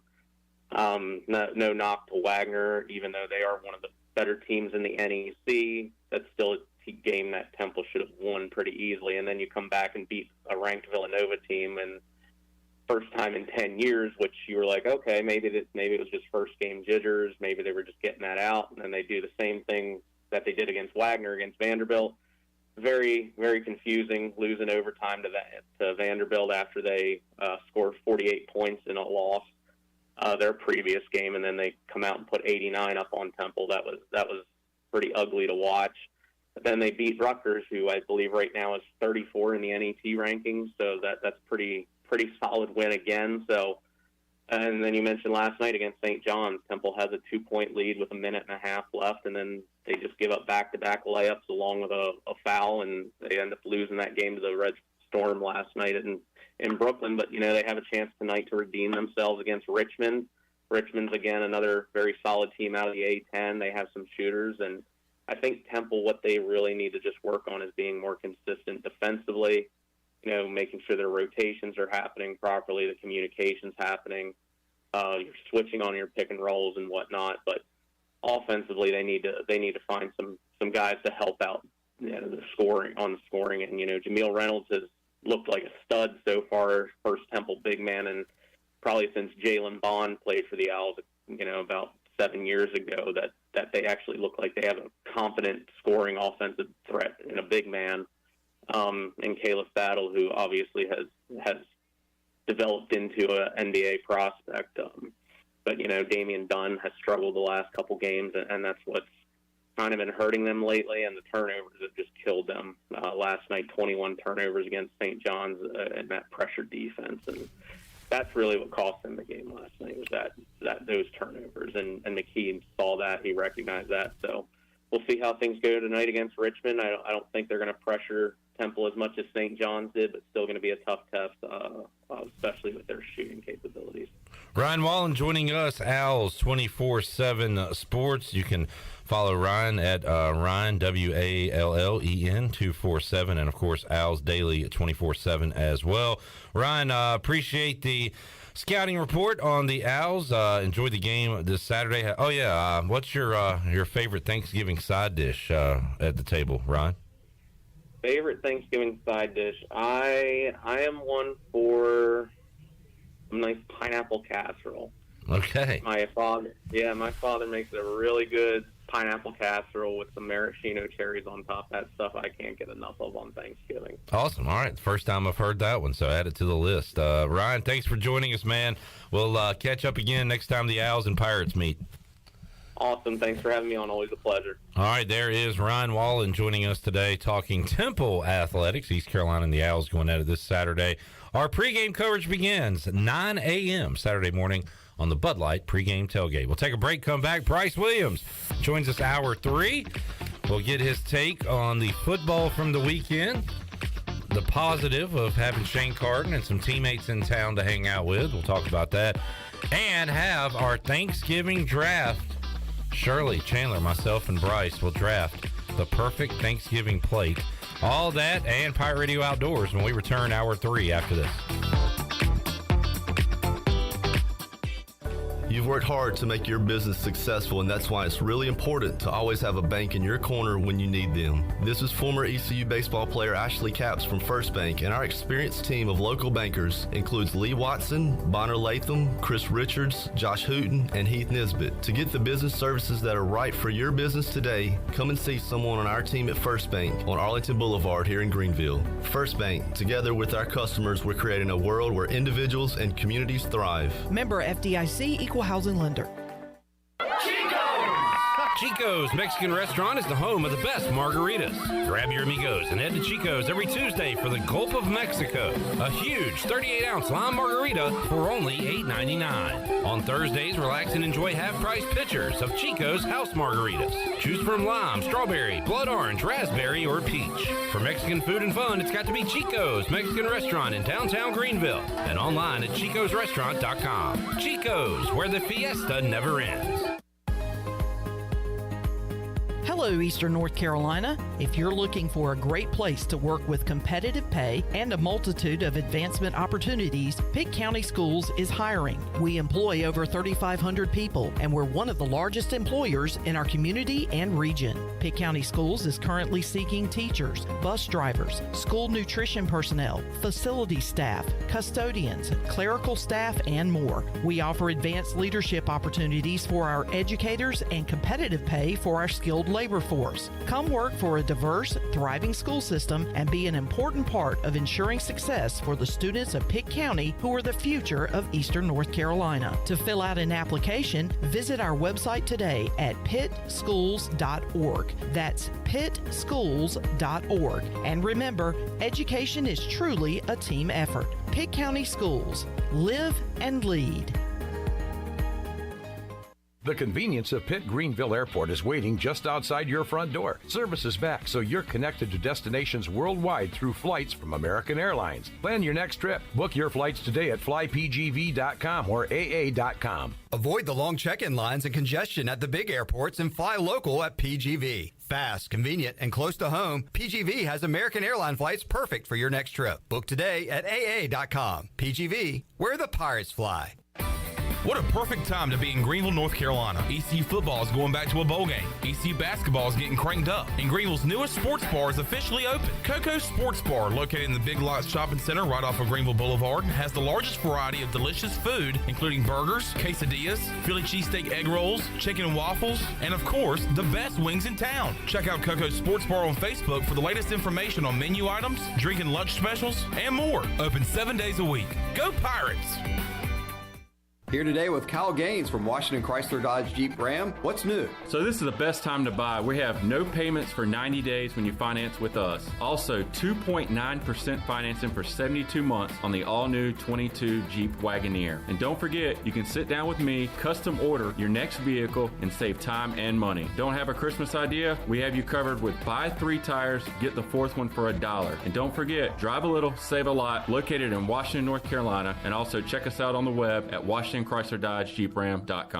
CD's Grill is open at 111 West Fire Tower Road near Evans Street in Winterville for the best country cooking around. CD's Grill is open for breakfast and lunch 6 days a week and dinner on Fridays. Every Friday night is steak night at CD's Grill. Certified Black Angus steaks, hand cut for your desired thickness, CD's famous salad bar, and a delicious Idaho baked potato. Come see and taste for yourself the certified Black Angus difference. CD's Grill, 111 West Fire Tower Road near Evans Street in Winterville. CD's Grill. Well, if it isn't the Pirate Captain. Pirate Radio. The beard's looking great, my man. The voice of the Pirate Nation.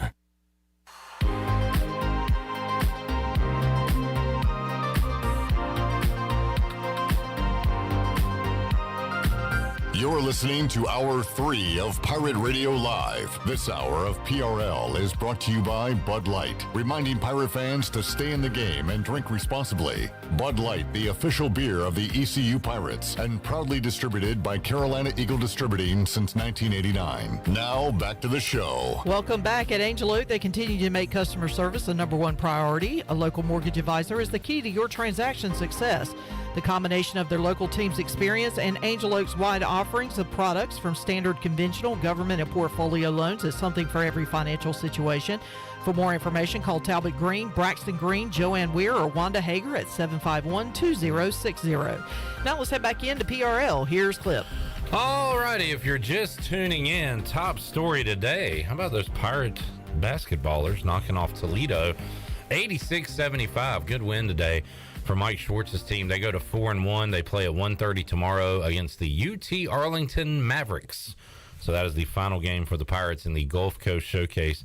Got hoops going on right now. Cincinnati up on Ohio State early 8-6 as they play in Maui on the Buccaneer Music Hall scoreboard presented by Buck. And the Maui Invitational, one of my favorite tournaments each and every year. Love the paint. What do you think, Bryce Williams? They got them florals are nice. Is it basketballs or pineapples or both? A lot going on in there.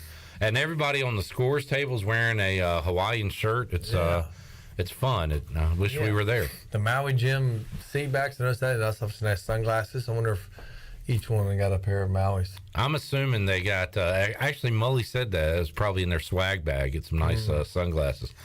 Shirley, hit Bryce's music real quick. We forgot to do that coming in. I saw the light, I was baptized by the fire in your touch and the flame in your eyes. I'm born to love again, I'm a brand new man. The BNM, brand new man, Bryce Williams is here. Bryce, good and bad weekend for you. Yeah. Got to see some old friends, have some good times. I was thinking about it too, like football season, it's a lot, obviously, a lot better, a lot more fun when you win. But for people that tailgate, it's about tailgating with friends. You get to know the people around you. You sit with at the game. So it is a lot more than just the outcome of the football game. And you, as a player, got to experience some of that this weekend with some of your old teammates coming to town. Yeah, it was a good time. I mean, it was a big reunion we had. CJ, obviously CJ, Rocco, JT, me, Shane, Jake came into town. So I mean, a good bit of our group. We're missing a few fellows, but a good bit of our group got to get together, and that hasn't happened.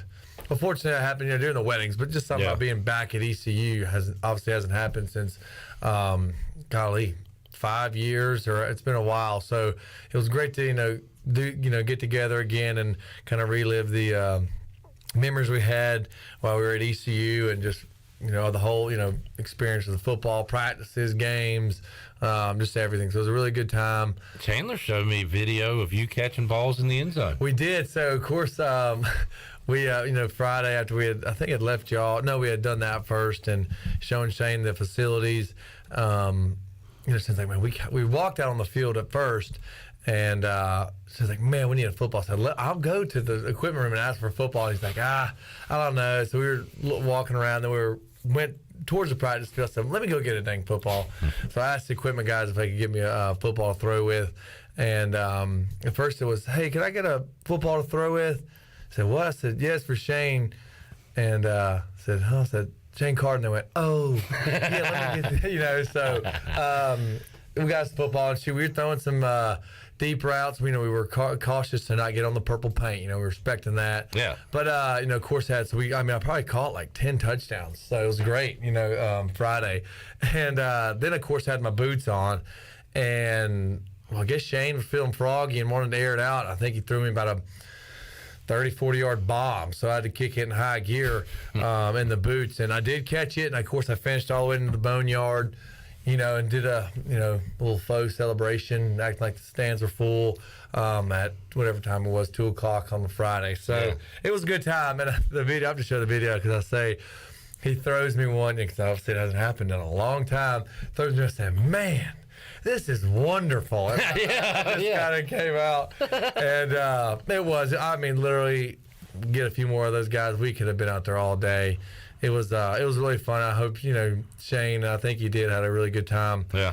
Coming to visit and just chill. Getting to relax, just do things, see the new stadium, and the university. So it was really good, and I'll be ready to do that. And again, when it will be, I don't know, but it was a great time. No doubt, and glad that y'all got to experience that. Shane, I saw videos, pictures of him kind of on the field before the game. Were you down there as well? Mm-hmm. Yeah, we went down there, so that was cool to be down there. And him, his wife hasn't seen Daddy Phil. I think I went to a Boise State game one time. She said, Boise State don't have nothing compared to what this is, the field and everything.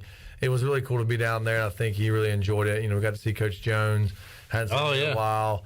And see the guys warm up. And I was talking to him. I said, Shane, remember how good it was? Like pregame, you just feel, everything's clean. You just you feel good.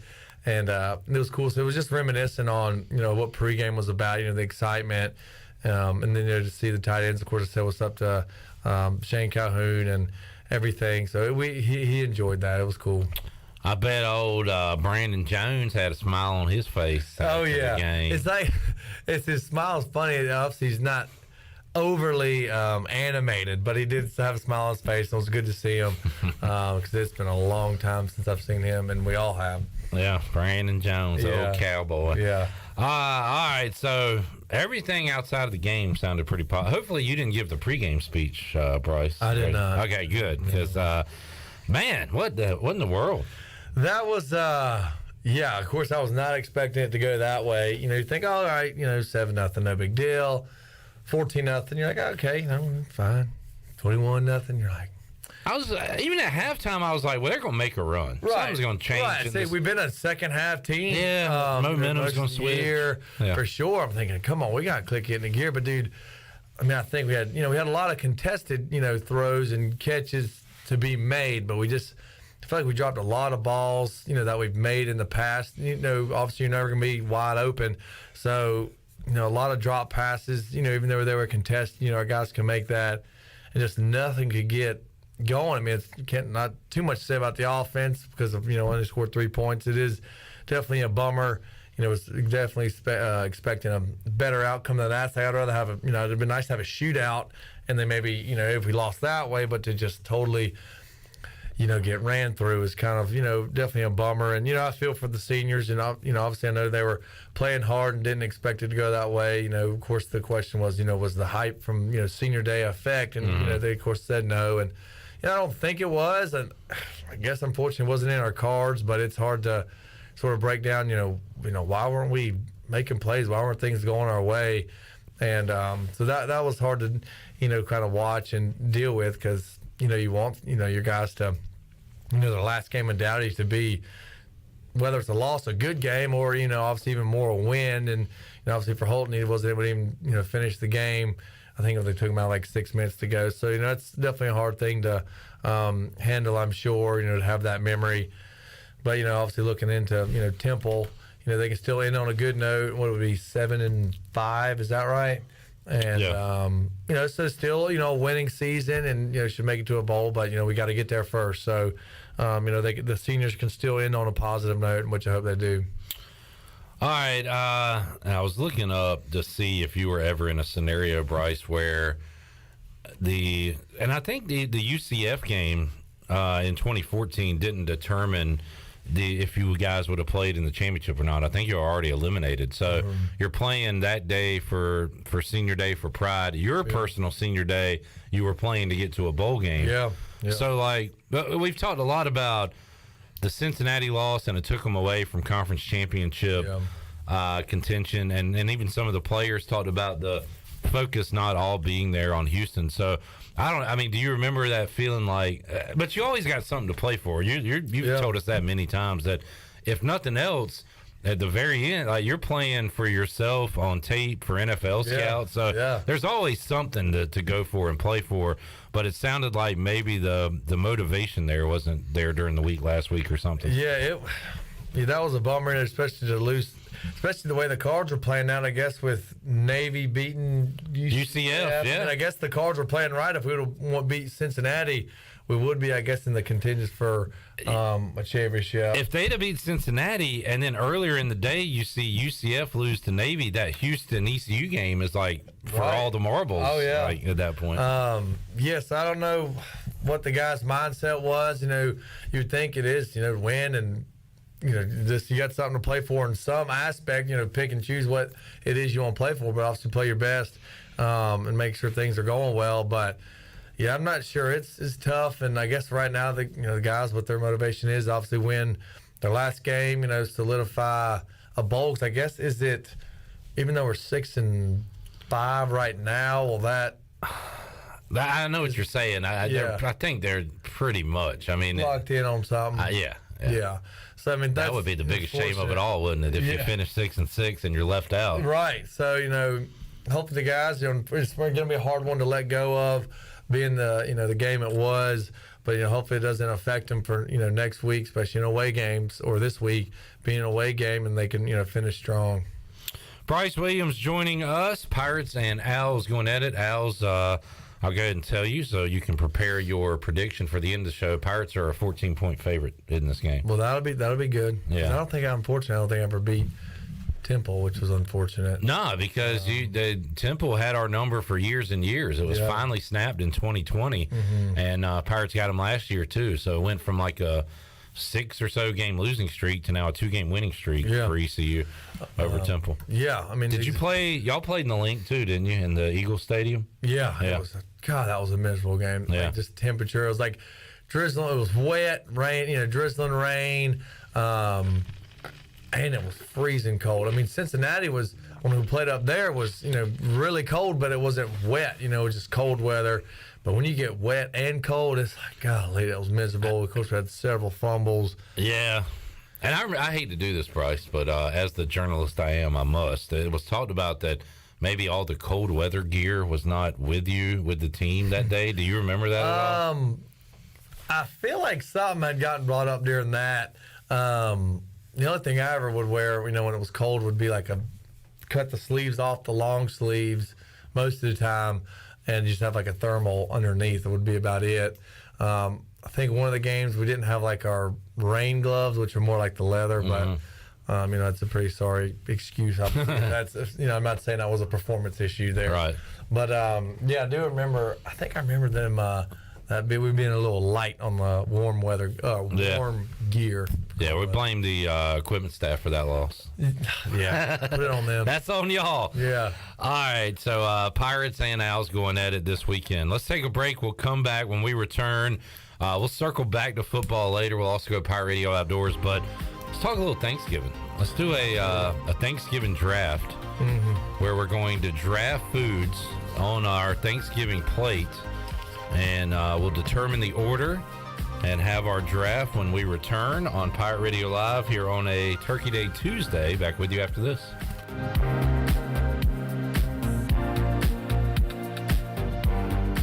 Eastern Pines Dental, located on East 10th Street beside Lowe's in Greenville, provides complete dental care to all ages, including implants, root canals, crowns, wisdom teeth removal, IV sedation, Invisalign, and much more. And as Eastern Pines continues to grow, we've added caring and kind doctors ready to assist you, including Dr. Ward, Dr. Lovick, Dr. Moore, and Dr. Mosley. Call 751-0770 to schedule your appointment today. The staff of Eastern Pines Dental thanks you for trusting them with your dental care.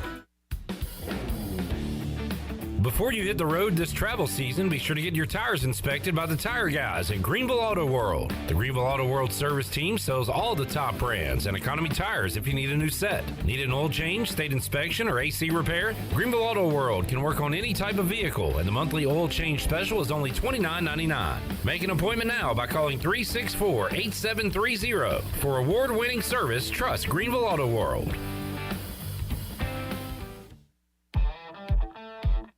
With over 30 locations across North Carolina and southeastern Virginia, Quality Equipment is your local John Deere dealer, where you'll find everything you need for your next project. Our complete lineup of John Deere lawn and garden, agricultural, and commercial worksite equipment comes with years of experience, expertise, and dedication. We know what it takes to get it done right. Stop by today or visit us online at qualityequip.com.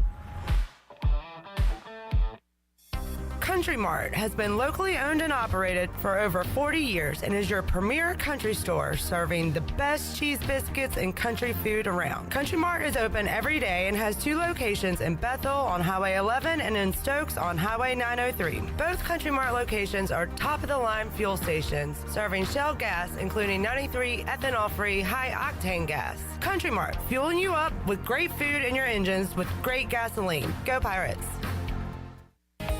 Hello, Pirate Nation. This is Jamie Lang with Carolina Hardscapes, and we're excited to announce that we're Eastern North Carolina's premier fiberglass pool installation company. We partnered with industry-leading San Juan Pools so that we can build the backyard of your dreams. Whether it's an outdoor fireplace, patio, outdoor kitchen, or now a pool, give us a call at 364-1201 or find us on the web at carolinahardscapesandmulch.com so we can make your backyard the place to be. Go Pirates!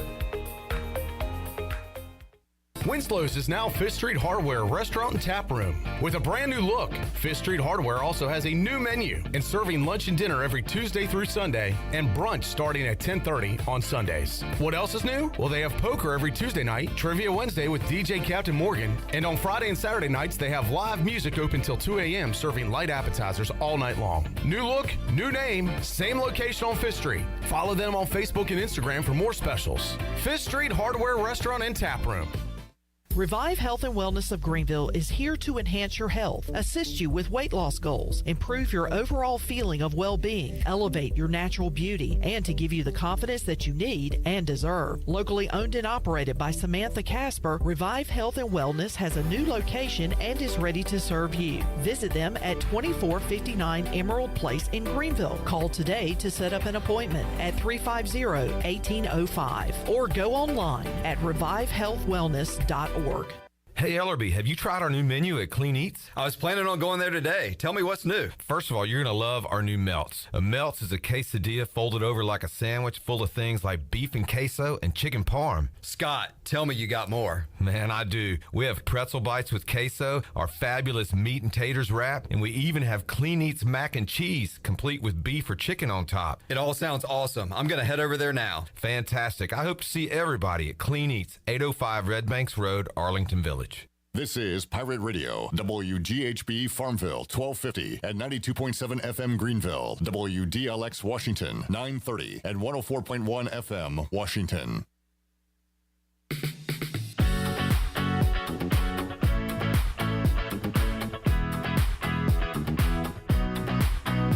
You're listening to Hour 3 of Pirate Radio Live. This hour of PRL is brought to you by Bud Light, reminding Pirate fans to stay in the game and drink responsibly. Bud Light, the official beer of the ECU Pirates, and proudly distributed by Carolina Eagle Distributing since 1989. Now, back to the show. Welcome back. Quality Equipment is your full-service John Deere dealer with 28 locations to serve you. Quality Equipment is open in Winterville next to Sam's Club, or visit qualityequip.com to find the location near you.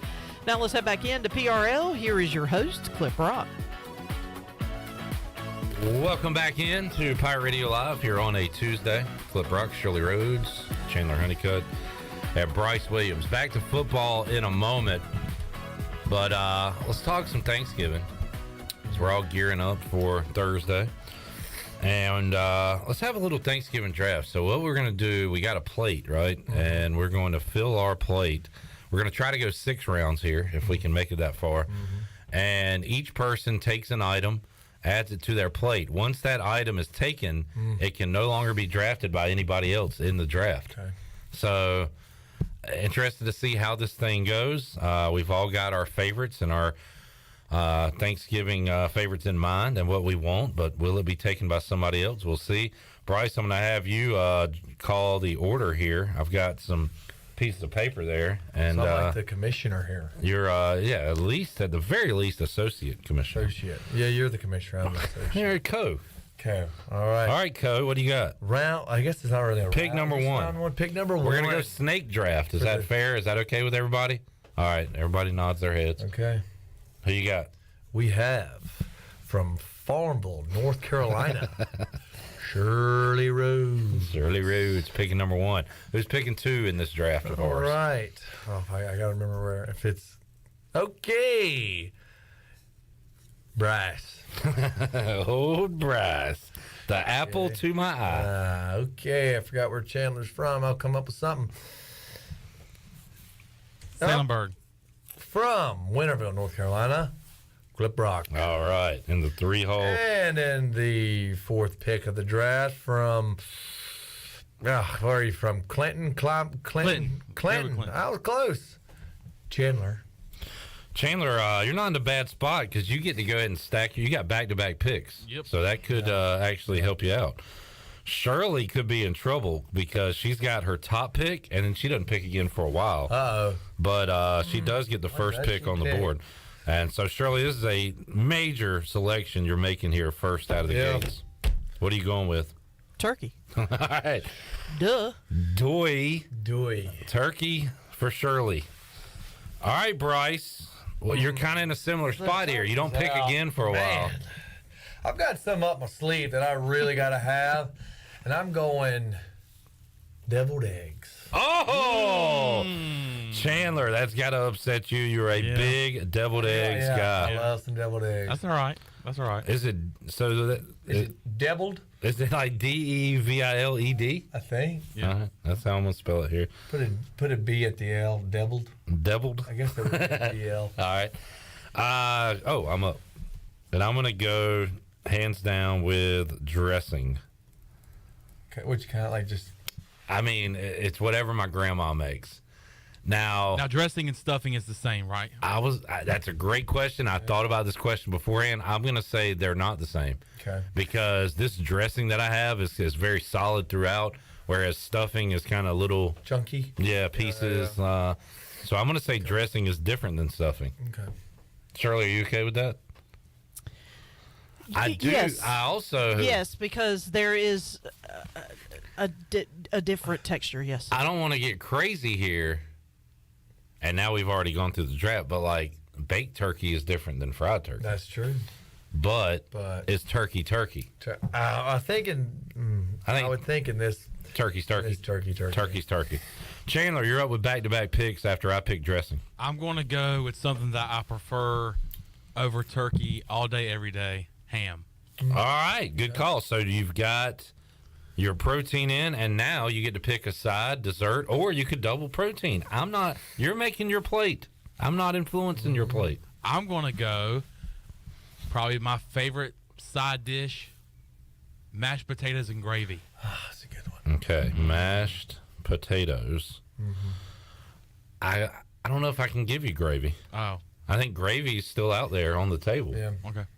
Yeah, mashed potatoes. I can eat mashed potatoes without the gravy. Now, if it's still there available to you, you could add it to your list here. But as of right now, you're just have mashed potatoes. And that's perfectly fine with me. Ham and mashed potatoes, not bad. That's good stuff. Not bad. Yeah. Good All combo. right. I could go a lot of different ways here, but I don't want to be left out in the cold when it comes to not even a star of the dish, but a protein. And actually, my wife on Wednesday night before Thanksgiving makes a Thanksgiving meal, but we have barbecue chicken instead of turkey. So I'm going to go with chicken. I'm going to have some chicken to go with my dressing, and you know what? I'm okay with that. That's fine. I'm happy right now. Bryce, you went deviled eggs round 1. What are you going round 2? Proteins are kind of well, I guess there's some protein in my eggs, so I'm gonna go broccoli casserole. All right, what does that entail? Cheese, broccoli, and I think like Ritz cracker crumbles and stuff. Pretty good.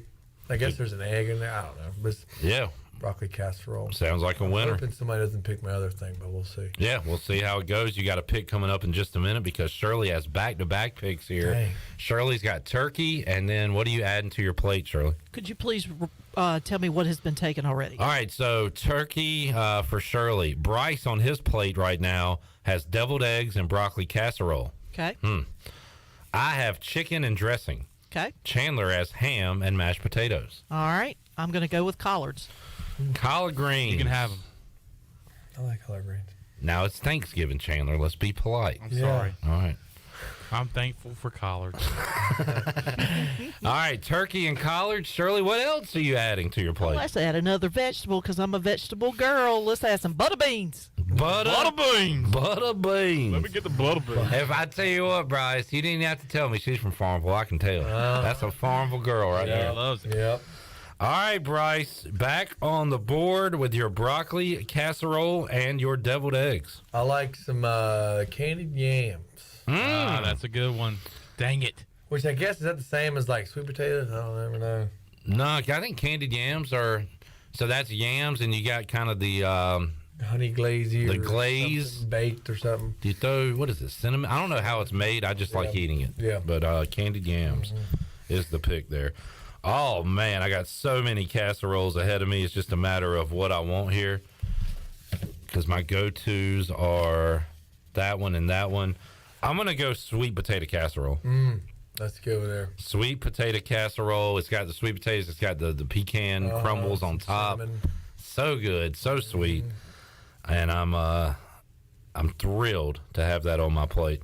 All right, we go to Chandler Honeycutt with 2 big picks coming up back to back here. I'm going to go with another casserole. I'm going to go green beans. Yeah, it's a good one too. Yeah, I'm going to go green beans. Yep, that was the other option for me there. All right, Chandler, as we begin round 4, right now on your plate, you have ham, mashed potatoes, and green bean casserole. I think through 3 rounds, you got to be pretty happy with your plate right now. Absolutely. But these last 3 rounds are important, too, to top it off. Yes. You could ruin your whole plate. Probably. And I probably will. But how do you start round 4? I'm going to go, I got one. and I don't think this has been said. If not, I'm surprised. But give me mac and cheese. Wow. Oh, You want to talk about a steal of the draft That's this a good late. one. I think mac and cheese pretty, like homemade mac and cheese. Yeah! Like homemade mac and cheese. You know what? I like mac and cheese goes great with ham, too. Oh, yes. It does. Yeah. And mashed potatoes and gravy. Chandler, you are putting together. I am one hell of a Thanksgiving GM. We have found your calling, son. Thanksgiving. You are Mr. Thanksgiving. Oh, yeah. But let's see how it. Let's see. Let's see now. See how it turns out. All right, we go back to me. Okay, so what do I got so far? I got some chicken and dressing and sweet potato casserole. I like where I'm at right now. I need something probably green at some point. Or do I? Let's see. What else is on my normal plate? Mashed potato has already been said. This is going to be a boring pick, but it's needed. I think I know what you're at. This is a very boring pick. This is like a guard in football. Yeah. Kind of boring, but you need it. It's a necessity. And it's good. I mean, you could get a Brandon Sheriff on your team, an all-pro guard. I'm going to go with just straight-up corn. I was going cream corn. In any variety? I Like am Cobb? going, no, just straight up. And if y'all want to take maybe... No, I think I take the entire corn family. Yeah, you do. But for me, it's just traditional, off the cob, buttered corn. That's not a bad pick. Buttered corn. It's boring. I feel like it's fairly a good staple. Add some color. Yeah, I need a little color. All right, Bryce, you are up. Well, this is I just looked down at my phone. This is, I guess, from a Dare County Manio Thanksgiving. Dad said oyster dressing. You know, I thought about that. Yeah. Because I've never experienced oyster dressing, but I know that there are a lot of people that use it as a traditional dressing for Thanksgiving. So we got to go to the judges here. We got to have a meeting. Yeah, because we said dressing. But stuffing is different than the dressing that I'm having. Right. And I don't have oysters in my dressing. I have a non. So I'm going to say give it to them. Are y'all cool with that? Yeah, we're going to allow it? All right. I don't know if I'm going to put it on because I don't have turkey or ham on my plate, but I've got it. So Bryce right now a lot of side is going with deviled eggs, broccoli casserole, candied yams, oyster dressing. I feel like there's got to be something there that can put that all over the top and bring it together. If it doesn't get taken. So right now, turkey, ham, chicken are all taken, so you can kind of wait around on that if you want. See what's going on. I think, unless somebody else takes the protein. All right, Shirley, back-to-back picks here for you. I am going to go with pasta salad. Pasta salad. Interesting. Interesting. And then I'm going to go with, could dinner rolls be? Oh, dang it, man. Dang it! So, because you got to have a little bread to go with everything. I did have a stopper. I did got to have a stopper. In my head earlier today and what I wanted. And I had that on my list. Dinner rolls was going to be my late pick. It was going to be like drafting a long snapper in the 6th round like the Panthers did a couple years ago. I totally forgot about it. God. John Moody tweeted me. He said, getting them rolls clip. Oh, man. And I was like, John, you're right. I got to get that. And then Shirley snakes it.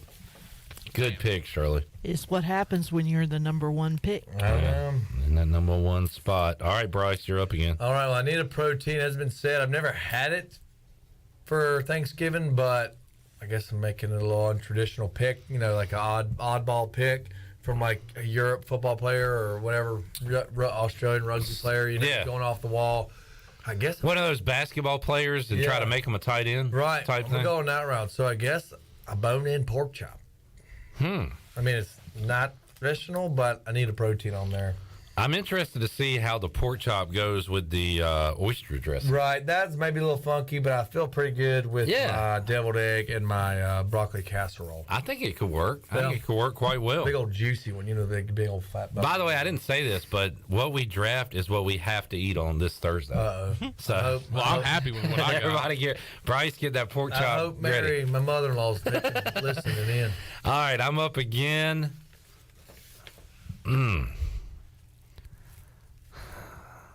I am so upset that Rolls was taken. Rolls was so good. Like the Sister Schuberts. I like those.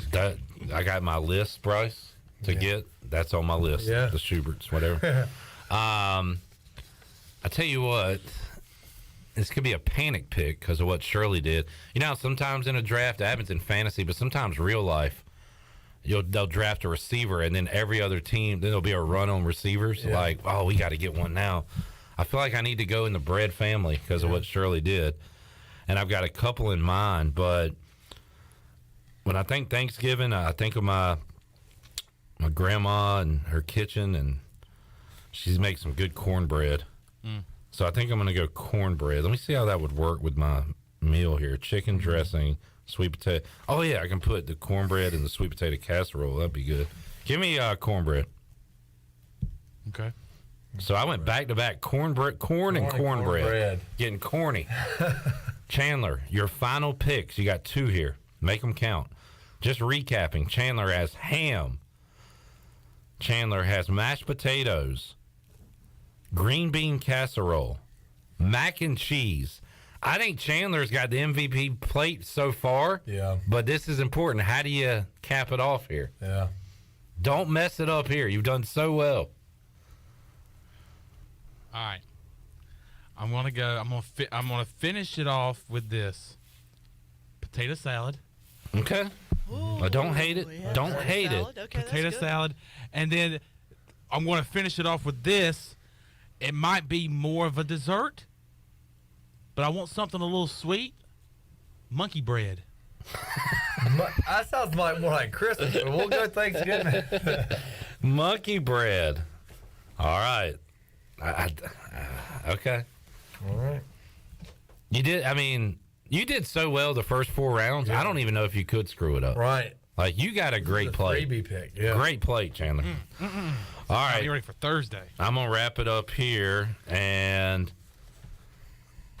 we kind of said this earlier in the show. It's still out there. I don't know how this would be with the chicken, but I love it on dressing.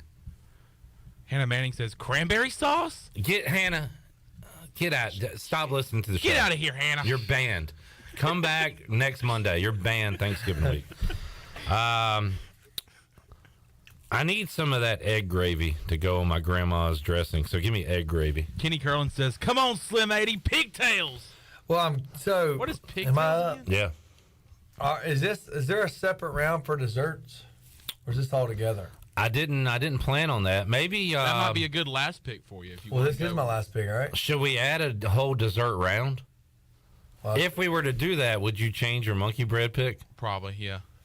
You know what? I'm going to allow you to change that pick, and we'll do a dessert round. Dang, because I don't want mine to get taken, because I thought this was the last round. I tell you what, we'll just add a round. How about that? Uh-oh. And you can add anything. I feel like mine's going to get taken. So if you want to pick your dessert now, you can. I think I do. All right.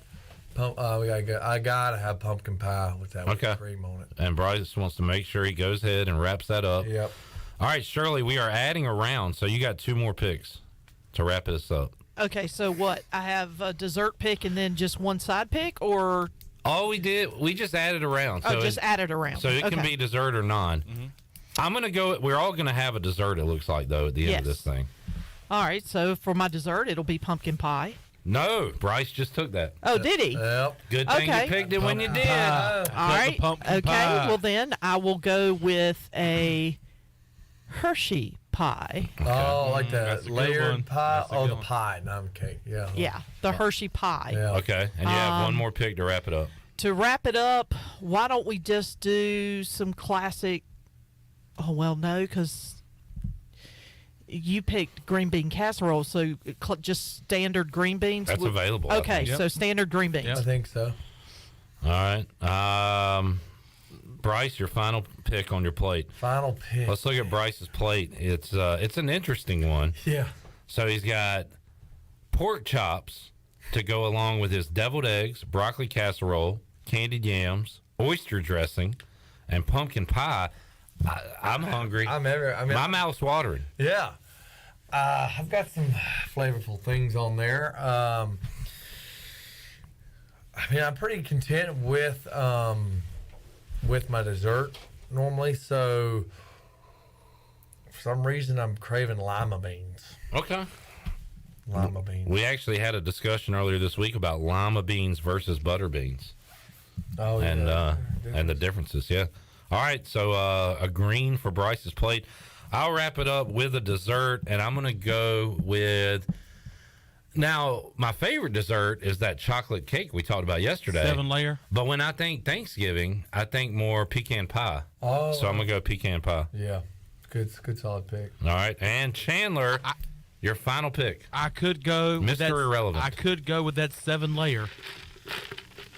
But I love a good apple pie. Oh, yeah. So you're doubling on desserts. Mm-hmm. Monkey bread and apple pie. Okay. And there it is, folks. The Thanksgiving draft. I think we all came away pretty happy with our dishes, right? Mm-hmm. And Bryce, I think one year you should try the pork chop for Thanksgiving. I tell you, I love some good pork chop, especially when you get that meat that's on the bone. What did we omit? So nobody likes cranberry sauce around here. Nah. I'm not a fan. It's like some kind of jelly. What was our biggest omissions? Oh, Todd. Crescent roll. Oh, yeah. I didn't even think of that when I took cornbread. That would have been a good one. Oh, man, me and John Moody think alike. He said no apple pie, but I did choose the apple pie. Mm-hmm. Todd, crescent roll is good. Good call. What else did we miss on our plates? Let us know. As you do, we'll take another break. We'll come back. We'll go Pirate Radio Outdoors, and we'll get Bryce's prediction for East Carolina and Temple. As we go to break, Wes Miller clapping, but his team is down 9. It is Ohio State 33, Cincinnati 24 as they play in the first half Maui Invitational on the Buccaneer Music Hall scoreboard presented by Dub Buck. Dub Buck. We'll be back after these words. Jeff Stein, our special guest from Brown & Wood. Hey, Jeff, electric cars are coming. What's that mean for Brown & Wood customers? For the customers, like it or not, EV is coming. We've installed 5 electric vehicle chargers here at the dealership. We have the all-new Cadillac Lyriq coming at 1st of 2024, and we've just seen the first reservation for the new Sierra EV. People are interested in electric vehicles. How can they get up with you? They can visit us at brownandwood.net or 329 Southwest Greenville Boulevard. Brown & Wood, 4 brands, 3 generations, 2 rooftops, and 1 goal to make sure you leave a happy customer. Hey, Pirate Nation, Lindsay Gray here with Carolina Caliber. In 1960, my granddaddy started his firearm business right here in Eastern NC. Still family owned and operated, we have the area's largest selection for outdoor shooting sports and accessories and are one of the nation's top firearm dealers. At Carolina Caliber, we have everything you need from hunting, home defense, and personal protection, including a wide variety for ladies and youth. We buy, sell, and trade. It's a time-honored tradition. Visit us at Carolina Caliber on Fire Tower Road in Winterville. All right, Pirate Nation, Russell's is ready for the holidays. Our huge in-stock inventory makes shopping easy. New additions include Barber for men and women, plus Owner Reserve for the men. Enjoy your holidays and don't worry about lost packages and back orders. We've been making Christmas wishes come true for 39 years in the same location. Not only is our signature gift wrap beautiful, it's free. It's always about you, our pirate friends and customers at Russell's Clothing in downtown Washington. Go Pirates! When it comes to hauling dirt, asphalt, or stone, you can trust the pros at First and Goal Hauling Incorporated. They have a fleet of dump trucks ready to get the job done. And best of all, it's owned and operated by ECU football alum Dakota Marshall. When you have a big job and you need it done right, count on First and Goal Hauling, where it's a touchdown every time. Keep up with Dakota Marshall and First and Goal Hauling by following them on Facebook today. 'Tis the season for connection, and U.S. Cellular is celebrating by offering any phone free for everyone. Any brand, any storage, for new and current customers. Plus, our price protection guarantee means that your rates won't go up. That's locally grown connection. Limited time offer, terms apply. Visit us in-store or online for details on getting any phone free today. You've been waiting all year to replace your old phone, and now the Christmas deals are finally here. The team at Sailor Warehouse is loaded up with free phones for everyone. That's right, free, baby. Don't wait, because these deals won't last long. Call Toby Williams today at 252-799-7051 and let one of their experienced sales associates come right to your office or home. Sailor Warehouse, your local U.S. Sailor authorized agent. The only agents that deliver phones, tablets, and routers right to your front door. Ahoy there, mateys! It's Captain Jack Spare of R&R Tire Express, your local tire and wheel shop in Greenville, offering affordable, easy payment options for easy ownership, savvy? Our customers love our treasure of tires and wheels, easy payment options, and customer care package, too. To learn more about R&R, stop by 3920 US 264 or rnrtires.com. Buying a home? Then you've got a lot on your mind. Now rising rates? It's a lot. This is Timothy Sawyer, your local Rocket Mortgage professional right here in Greenville, North Carolina. With Rocket, you have an advantage. You can lock your rate for 90 days while you search for a home. If rates rise, yours is safe. But if they fall within the first 3 years of buying, you can refinance to a lower rate with exclusive savings. Take the Rocket advantage of calling me, Timothy Sawyer, at 493-0002 today.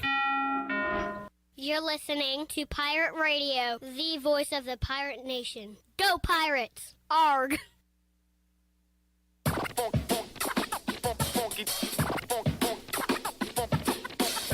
You're listening to Hour 3 of Pirate Radio Live. This hour of PRL is brought to you by Bud Light, reminding Pirate fans to stay in the game and drink responsibly. Bud Light, the official beer of the ECU Pirates, and proudly distributed by Carolina Eagle Distributing since 1989. Now, back to the show. Welcome back. Do you want to get rid of wrinkles, tighten and lift your skin, smooth your skin texture, erase veins and brown spots, and get rid of unwanted hair? Are you interested in Botox or filler? Contact the licensed professionals at Beauty Bar Medi Spa on Red Banks Road in Greenville. Free consultation is available by calling 752-1406 or visiting beautybarmedispa.com. Enjoy your visit. Love your transformation. Now let's head back into PRL. Here's Clip. All right, well, now we're all hungry, but we still got to wait a couple days for Thanksgiving. Bryce Williams joining us here inside the Pirate Radio studios. We'll go Pirate Radio Outdoors real quick. Bryce, I guess not a lot of hunting and fishing going on this weekend. More of a football friends weekend? Or? It was, but I was able to jump in the stand a few times this weekend. So still on the hunt for the, a shooter buck. I've had several small bucks show up and does. Not as much, I guess, rut activity as I was hoping in my area of the woods. I don't know how everybody else's hunting experience is going as far as this rut, but I have been able to get in the woods, and Thursday I'll be taking my new brother-in-law, Jordan, deer hunting, and hopefully he can get him on his first deer. Got a nice young little 7-pointer that would be a great deer for him to shoot, and plan to take the rifle my dad gave me that I shot my first deer with. So hopefully it can work out on Thursday. So continuing on the hunt for some deer. On the hunt is Bryce Williams, looking for that elusive big buck. Yep. When does the season wrap up? I think this year it's January 2nd, so they gave us an extra day. Normally it's January 1. All right. So, I mean, I still got, right at a month, a little over a month. Yeah. So you never know what can happen in the woods. All right, good deal. Bryce, let's talk football. East Carolina, I'm expecting a bounce back. Yeah. But it could go the other way. Could be, hey, let's fold it in. It's this season's not what we wanted it to be. Let's camp, fold up shop. I think it'll be the former rather than the latter. How about you coming up on Saturday? I think these guys are going to bounce back from this loss. I definitely think it's definitely an eye opener for the guys. I mean, obviously planned it to go the way it did Saturday, but I'm obviously thinking a Pirate win in the season. 7-5.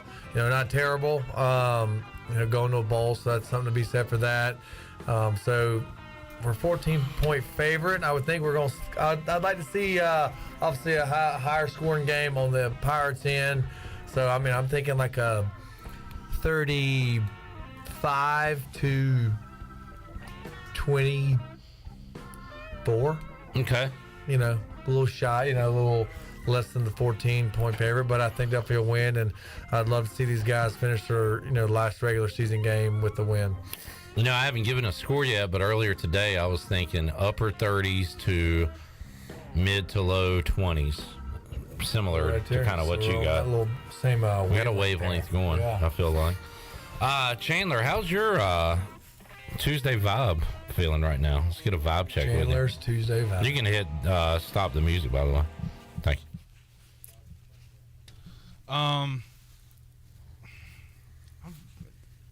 It's not the best vibe.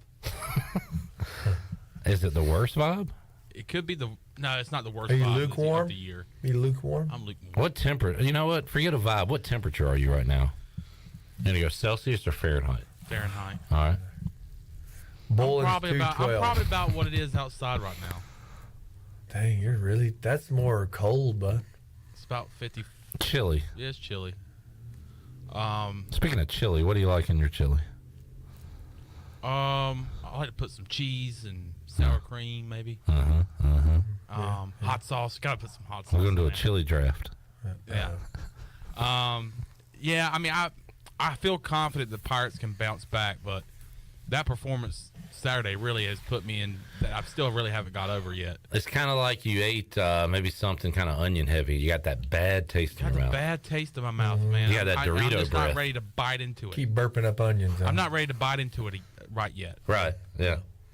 I had a really bad hangover. I'm not ready to drink any more cold snacks right now. Right. Yeah. Like Saturday. But now come Friday. Yeah. Never know. I might be ready. Saturday night, it was like, I'm never drinking again. I'm never drinking again. Oh, I'm never God. doing it. And then you're starting to, okay, maybe you'll have a couple, and then it'll turn into 6, and then by Saturday, you'll be taking down an 18-pack by yourself. Uh-oh. Yeah, that ain't nothing. Ain't nothing. Nothing to it. Did y'all throw them back, Bryce? Or are you?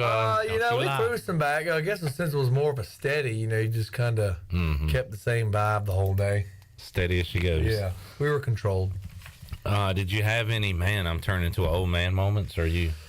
Like, when Toby Keith, ain't as good as I once was. Yeah, ain't as good as I once was. God, we went to, downtown Friday night, and it just wasn't the enthusiasm in my personal thing. Just like, man, there's a lot of people, and it's loud. Drinks are a little more than I'm used to. Yeah. They're a lot more expensive than what you can get, per price, a Food Line for a case, so. That's an old man thought. That's like that commercial, thinking like your parents or whatever. Yeah. Yep. You're like, I did the math here. If I get an 18-pack, I'm paying like 92 cents a beer. Right. You get a 12-ouncer at the bar, it's $5. Yeah. Wait a tick. Yeah. So, hey, it happens. Yeah. It was still a good time. It was worth it. I'm glad to hear it. Where'd you go downtown? Like, where are the spots now? We only went to one spot. Was the nice, classy 519. Oh, yeah. Old stomping ground. The old 519er. Yep. They still playing like "Come On Eileen" and the same songs in there. They actually are playing a little more. I think it was more newer songs. Which the DJ's doing pretty good, but I do like the older songs. I like the 519 soundtrack from my day. Yeah, from back in the day. Yeah. That was a lot of 80s, 90s stuff like that. All right, Bryce. Well, have a happy Thanksgiving. Thank y'all. What's your plan for Thursday? When do y'all eat? I think we'll be eating lunch. I actually have 2, and I don't know. Tomorrow night we'll be eating at my in-laws, just like with Anna and the sister and brother-in-law and stuff. And so that'll be low-key, and then her grandparents, Thursday at noon. And then I know Mom and Dad are listening, so I'm assuming we're going to have something to eat this weekend as well. So I'll be heading back to Winston. So there's Brandon Walker, Barstool Sports, is a Southerner from Mississippi, working with a lot of New York people and Northern, and they think it's outrageous that he eats like at 11 a.m. on Thursday. I've ate at like 11:30 noon my whole life. Yeah. On Thursday. Yeah. I guess that is a Southern thing more so than a Northern thing. Yeah, I like doing the lunch. Because then you have leftovers available during the football games and all day. Oh, yeah. I'd rather not starve all day. I know, that would be torture. Yeah, you have a good breakfast and then bam, right into it. Bryce, enjoyed it, man. Thank y'all for see you next week. All right. Shirley, Chandler, we'll see y'all tomorrow for another edition of Pirate Radio Live. We'll be here Wednesday, 3 o'clock. If all goes as planned, Chandler and I will be with you 1:30 tomorrow. A little ECU basketball watch along as the Pirates look to go to 2-1 during their showcase run here, the Gulf Coast Show, whatever the hell it is. We'll talk to you Wednesday. So long, everybody. Thanks for listening to Pirate Radio Live, an exclusive presentation of the voice of the Pirate Nation. This is Pirate Radio, WGHB Farmville, 1250 and 92.7 FM Greenville, WDLX Washington, 930 and 104.1 FM Washington.